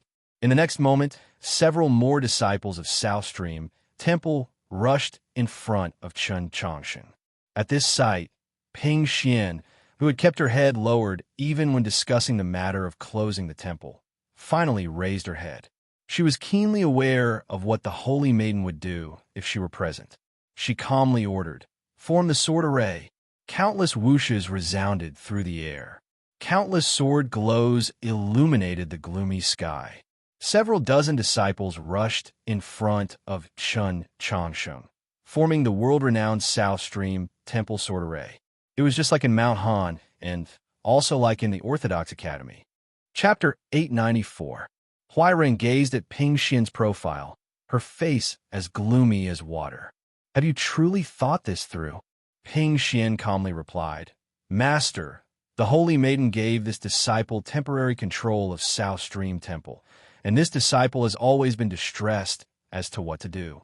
Now that I think about it, I was thinking a little too much. A foolish person like me does not need to think too much. I only need to act according to the holy maiden's will. That way, nothing will go wrong. Huairen rebuked, Do you really think that the holy maiden is someone who does not distinguish between right and wrong? Ping Xian replied, I only know that if the holy maiden were present, she would never allow anyone to use any reason to threaten His Holiness the Pope's safety. She and many disciples of South Stream Temple had personally witnessed the tens of thousands of li of dust and dirt covering the journey from Mount Han to the capital. This cannot be wrong. Huairen coldly asked, Even if he really did kill Bi Tianxin? Ping Xian replied, Master, I said that no reason is acceptable. Huairen found it hard to conceal her disappointment. Even if you clearly know that this will consign my holy maiden Peak to eternal damnation. Ping Xian replied, If this is the holy maiden's will. Wu Qiongbai stood 10 zhang away from the platform. She looked at the disciples of South Stream Temple and harshly rebuked, Do you want to rely on numbers to bully us two pitiful people who have just lost a son? The white-haired person sending off the black-haired person was truly worthy of sympathy, but she and Bi Yanghong were two of the world's few experts. Who could bully them? The disciples of South Stream Temple were very nervous. This was the strongest opponent they had ever encountered in their lives, but the sword array was still as stable as a cliff. The 1,000-some cultivators on the summit nervously watched. On one side were true experts of the continent who had immersed themselves in the divine domain for countless years. On the other side was the legendary sword array that had left behind countless unimaginable scars on the battlefield. When the two met, who would be stronger? A shrill howl resounded through the summit. The horsetail whisk in Wu Qiongbai's hand descended from the sky and smashed down on the platform. The horsetail whisk flew through the air, leaving behind countless threads, each one like a bolt of lightning. They cut through the air, creating white turbulence. Boundless auras of silent destruction flickered in and out of existence in the lightning and spatial turbulence, making them seem incomparably terrifying. Standing at the very front, Yi Xiaoyan raised her sword to meet the attack, a sword glow flashing in front of the stage. Under the terrifying pressure of Wu Qiongbai, the summit suddenly became cold and gloomy. In contrast, this sword glow seemed particularly weak and insignificant. It was like a small boat in a surging ocean that could capsize at any moment and be obliterated without a trace. Soon after, several more sword lights lit up, illuminating the dark world even more brightly. The few small sampans in the ocean seemed to form a small boat. It was still not very big, but it was relatively sturdy. The next moment, dozens of sword lights lit up at the same time. The peak was suddenly illuminated, as if it was daytime again. Those sampans and small boats were rolled together by the waves and turned into a large ship. It crossed the extremely steep tide, pierced through the heavy rain clouds, and broke through the sky. This was not a simple patchwork. Even if thousands of wooden planks were piled together to form a small mountain, they would scatter the moment they entered the sea, unable to withstand any wind and waves. Only when they were truly put together could they become a massive ship that could brave the wind and waves. Several dozen sword glows of varying brightness illuminated the summit. Several dozen different sword techniques flew through the air, responding to each other, communicating with each other, becoming one. This process was extremely fast, and it seemed as if the conditions were right. When the water fell, the stone would reveal itself, complementing the laws of nature. Most mystical of all was that, like a boat made of wood, several dozen sword techniques superimposed on each other produced an inexplicable change. The sword energy suddenly swelled, its power countless times greater than that of a South Stream Temple disciple. This was the world-renowned sword array of South Stream Temple. An incomparably majestic sword energy enveloped the plateau. Sword glows illuminated the world, tore through the dark clouds, and clashed with the otherworldly horsetail whisk. A fierce and awe-inspiring sword intent erupted, slashing at the lightning and spatial cracks, resisting the terrifying chi of silent destruction. Countless sounds rose up at almost the same time. There were tearing sounds, explosions, but even more clashes resulted in true annihilation, silent, and even more dangerous. Fierce winds howled, and the trees on the cliff bent to the west, as if unable to endure this power. The Mountly Sword sect, Scholatry Manor, and several other sects of the south released their chi and used their magical artifacts to protect their disciples. As the dust settled, Wuqiong Bai's figure appeared. She was still at her original position, unable to advance even a single step. The South Stream Temple sword array, formed by several dozen girls, had actually managed to block an attack from an expert of the divine domain. 3 disciples had been intimidated by Wuqiong Bai's momentum, their Tao hearts thrown into disorder, and were injured, powerless to continue fighting. There was another rush of wind. Very quickly, another South Stream Temple disciple took the place of these 3 disciples, and this one seemed even more confident. It was still not over. Ping Xian calmly ordered, "Form the array." Before she could finish speaking, those South Stream Temple disciples that had not had time to act rushed forward. For a moment, sword glows and cries could be heard all over the plateau. The 300-some South Stream Temple disciples formed a complete sword array. Their white dresses drifted in the wind like waves, eternally inextinguishable. The awe-inspiring sword intent was like 1,000 peaks that would never fall. This was the world-renowned South Stream Temple sword array. It was extremely quiet on the plateau, and everyone's eyes were still filled with shock. Many people had heard of the South Stream Temple sword array, but very few had the chance to see it for themselves. The South Stream Temple sword array was truly as powerful as the legend said. Just a few ethereal opening disciples could block an expert of the divine domain like Wuqiong Bai.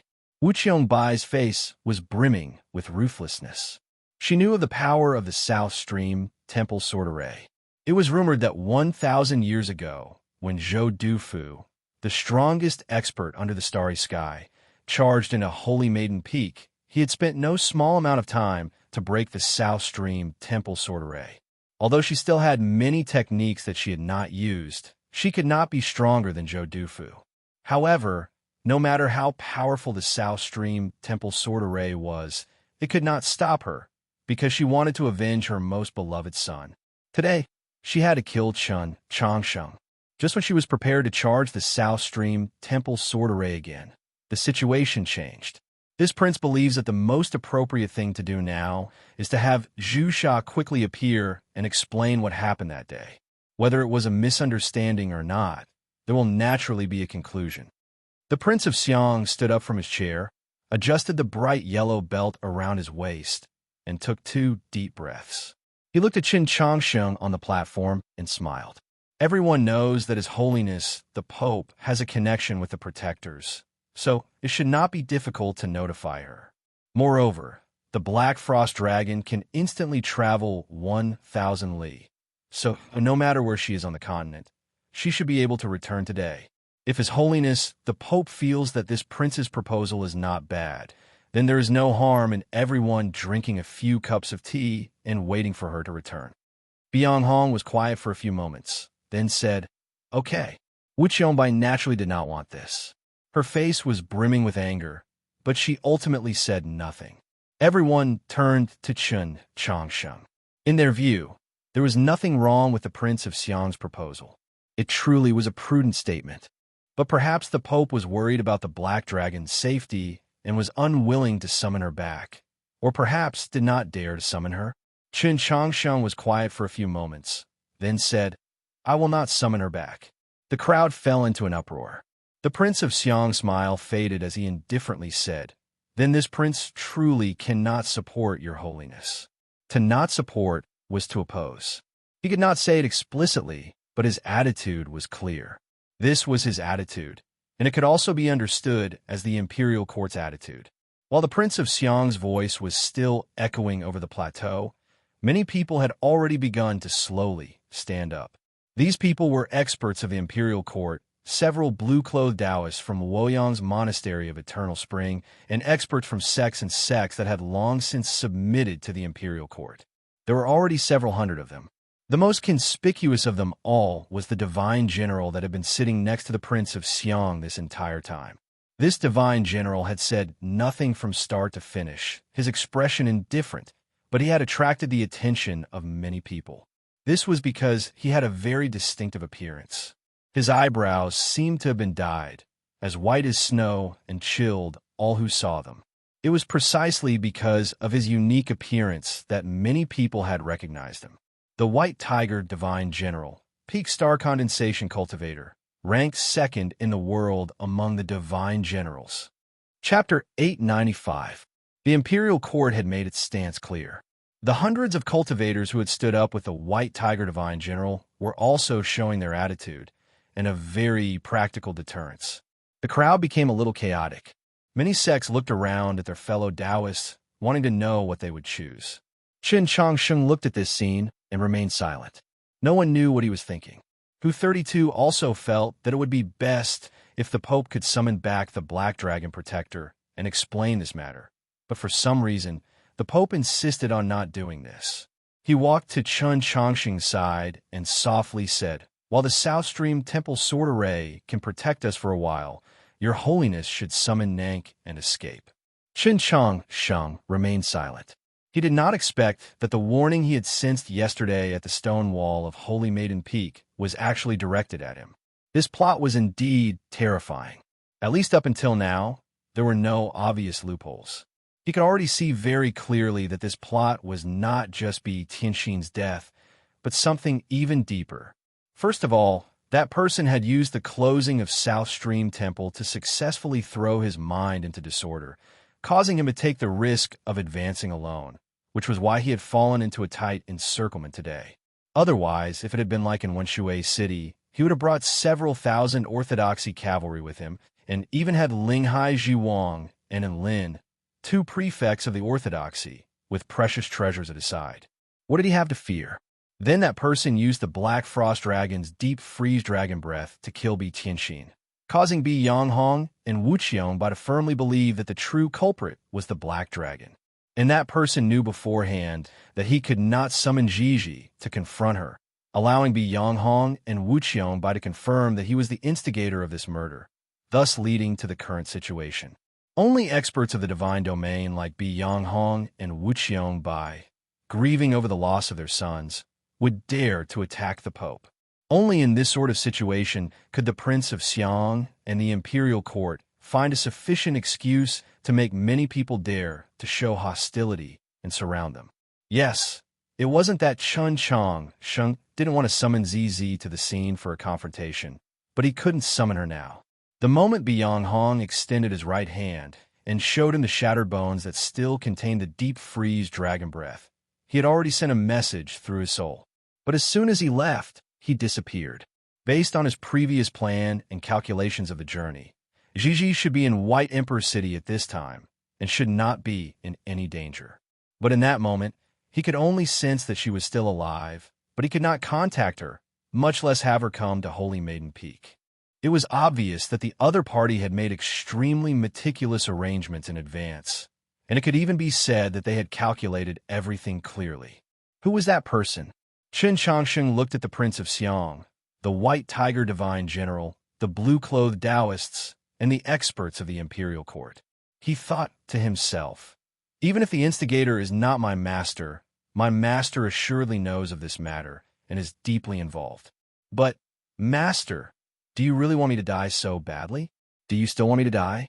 Now, it seemed that this was indeed his last chance to leave. But he could not leave, because he could not let the South Stream Temple disciples standing in front of him bitterly endure, because he had promised Su Yorong that he would help her defend Holy Maiden Peak. The top of the cliff was dead silent. The White Tiger Divine General looked at him expressionlessly from afar. The green-robed Taoist from the monastery of Eternal Spring looked at him expressionlessly. Several hundred experts of the imperial court and cultivators looked at him expressionlessly. The Prince of Xiang impassively stared at him. Wu Qiongbai expressionlessly stared at him. Everyone impassively stared back at him. The scene seemed to freeze at this moment, losing all color. The cliff of the cloud peak seemed to lose all its liveliness. The atmosphere on the summit was incredibly oppressive and tense. "Senior brother, what should we do?" Bai Kai nervously asked as he looked around at the crowd. He did not recognize Chun Changsheng, much less that evil dragon of legend, so he was naturally unwilling to stick his head out. However, as a disciple of the Mount Li Sword sect, he naturally wanted to protect his senior and junior sisters of South Stream Temple. It was just that at the summit of the cliff, everyone seemed to be standing against Chun Changsheng and South Stream Temple. Mount Li had fewer people, so what use was that? Go Hanshi looked at the nervous South Stream Temple disciples on the platform and said, "If something unexpected happens, we naturally have to draw our swords and help." All the evidence was currently against Chun Changsheng, but he had never once thought that Chun Changsheng had truly killed Bi Tianxin, because he knew that Chun Changsheng was not this sort of person. Bai Kai believed that he understood his senior brother's meaning. His right hand rested on his sword hilt, and he sternly said, "Senior brother, be at ease. Even if I have to give up my life, I will protect my junior sisters." Go Hanshi replied, "I am speaking of His Holiness the Pope." Bai Kai was flabbergasted. Looking at him, he asked, "Then, what will eldest brother think? If senior brother were here, he would also do the same." Go Hanshi added, "Of course, senior brother's intelligence far surpasses yours and mine. If he were here, he might have already found a way to resolve this matter." The situation on the mountain was abnormally tense, and there was a high chance that a bitter melee would occur. However, this did not affect the other areas of Holy Maiden Peak. At the foot of Holy Maiden Peak, there was a mountain stream so clear that one could see the bottom. Two people were currently sitting on a rock by the stream, roasting fish. The slightly charred aroma of the fish drifted far away, attracting the calls of birds in the forest and the faint rustling sounds in the grass. The Qiushan clan head took a roast fish and earnestly examined it for a few moments. After confirming that it had not been drugged, he took a bite. "Why do you have to do this? You must know that if you miss out on such a good opportunity as today, you really will suffer the wrath of the heavens." He looked at the person by the campfire and said, "You've exiled yourself for 5 years.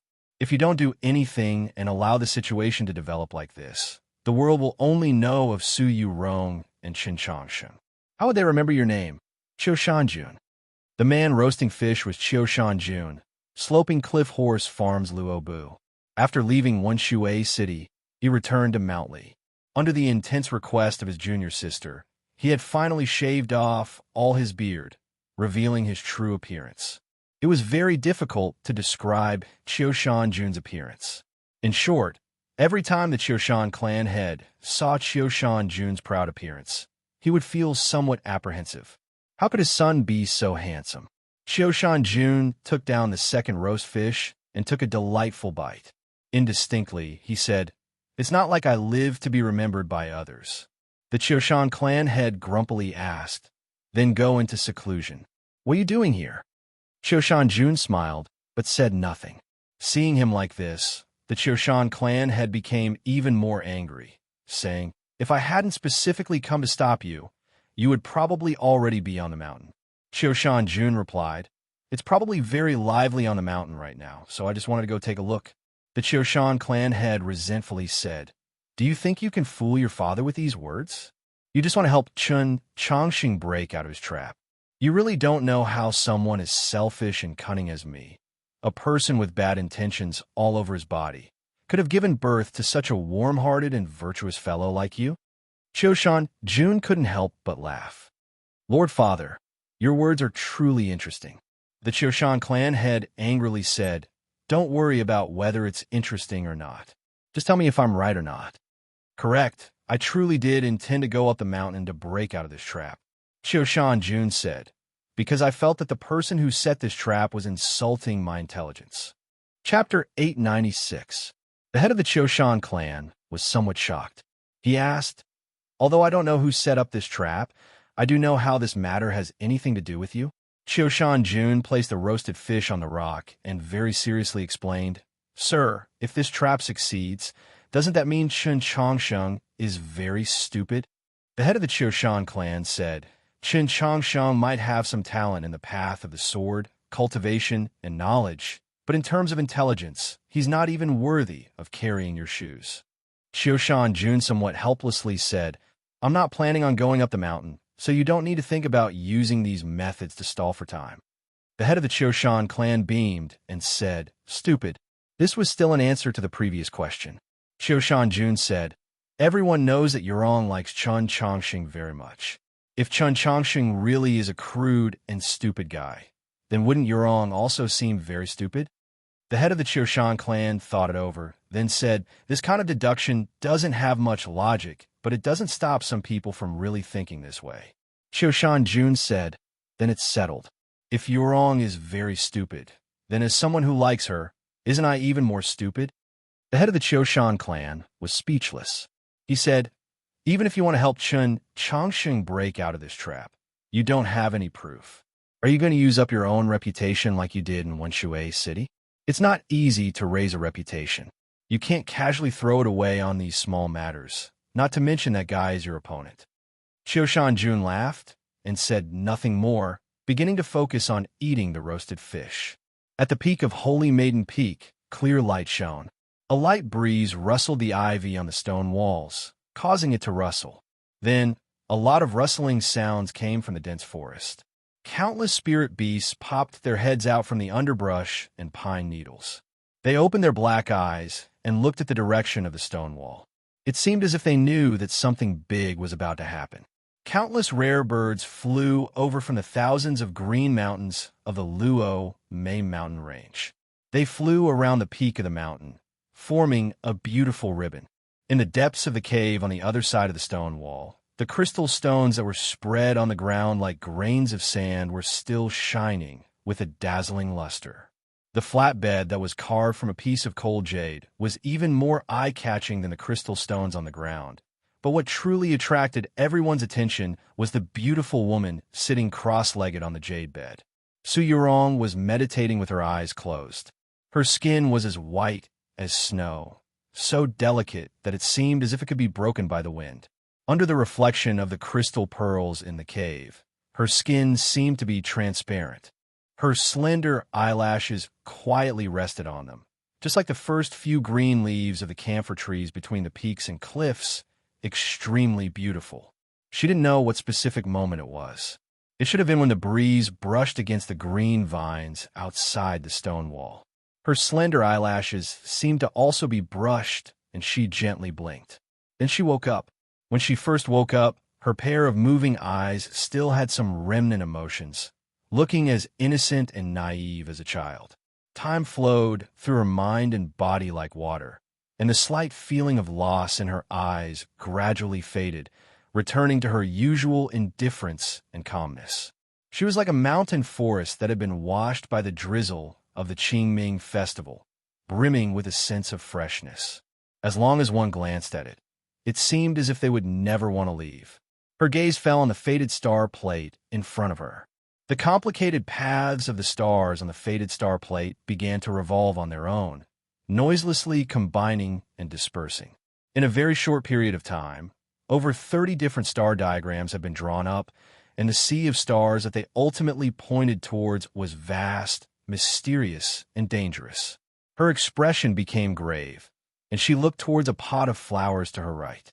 This pot of flowers was extremely bright, and between the tender green leaves, there was an incomparably large, flourishing red flower. The contrast of the green leaves and the red flower should have been the most vulgar of scenes. But because this vulgarity had entered an extreme realm, it had instead sublimated into a certain kind of beauty that surpassed the surface.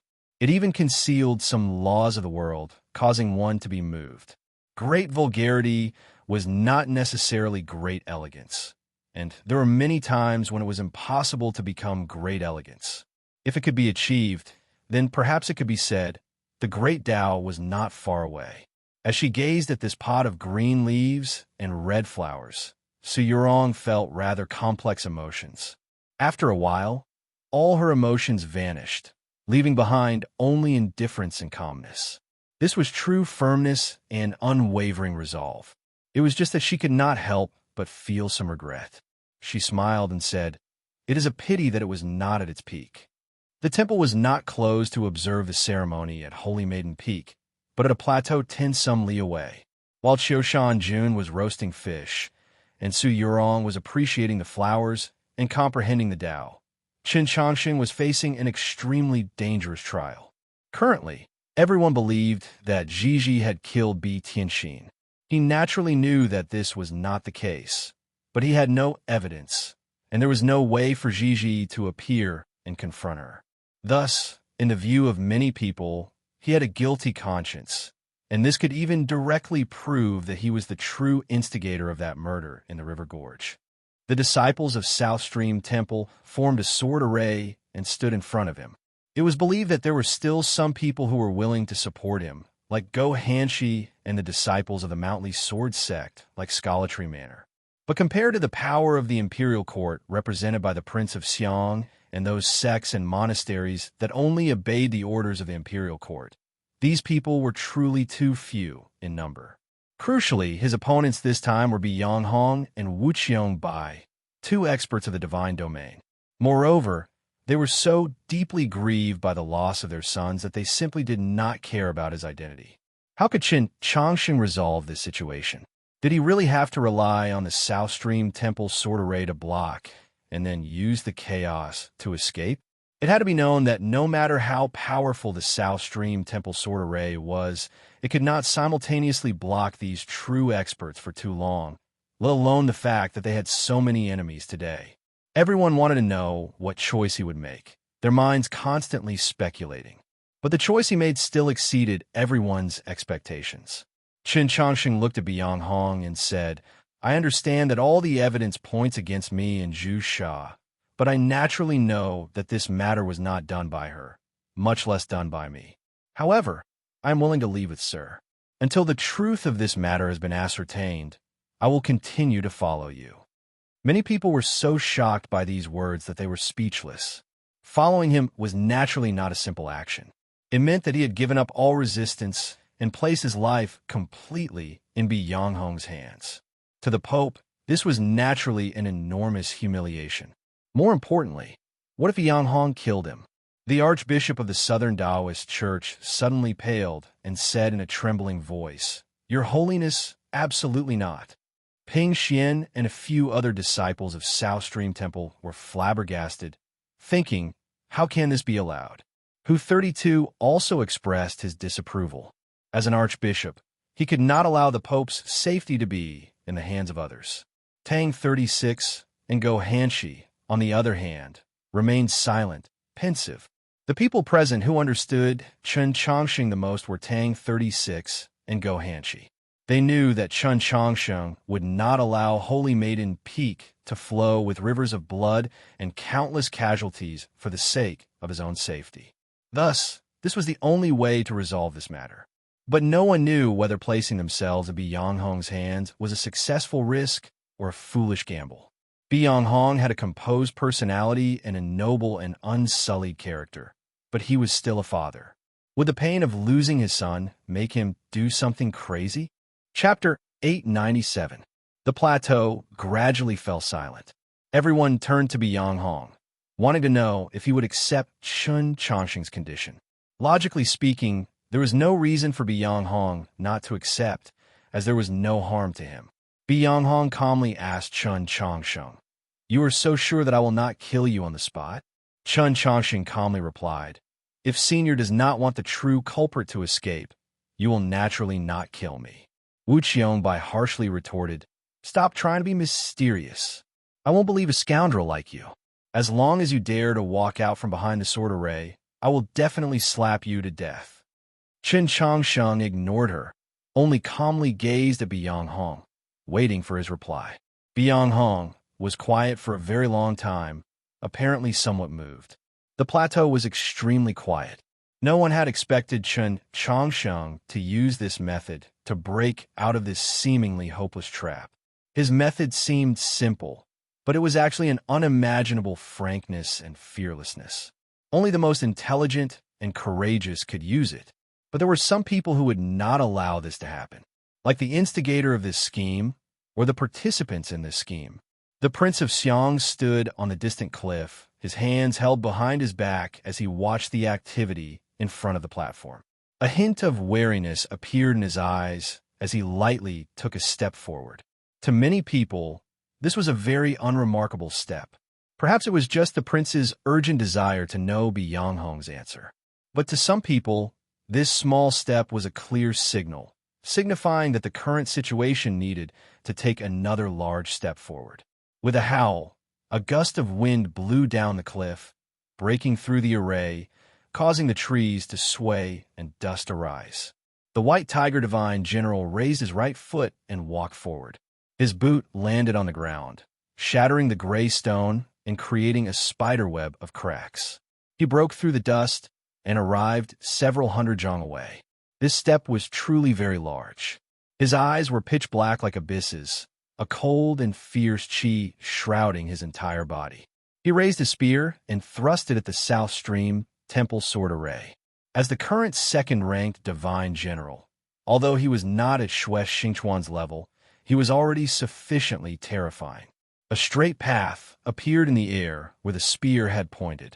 Countless white torrents rapidly revolved within it, rumbling toward the South Stream Temple disciples in front of the platform. In the face of this true expert at the peak of star condensation, in the face of this peerlessly fierce spear intent, the South Stream Temple disciples were thrown into disarray as they adjusted their positions. It was not because the White Tiger Divine General was stronger than Wu Qiongbai, but because his attack had been more sudden. Moreover, everyone knew that his attack represented the will of the imperial court. This spear had pierced the sword array, so how could it not strike the hearts of the South Stream Temple disciples? Byung Hong continued to ignore him. He only calmly stared into Chun Chongqing's eyes, as if he wanted to see through his sea of consciousness. The Prince of Xiang placed his hands on his somewhat swollen waist, a ruthless glint in his eyes, as he harshly yelled, "Sir, please reconsider." No one knew what he was telling Byung Hong to think about. Not to kill Qin Changsheng, or not to accept Chun Chongqing's proposal.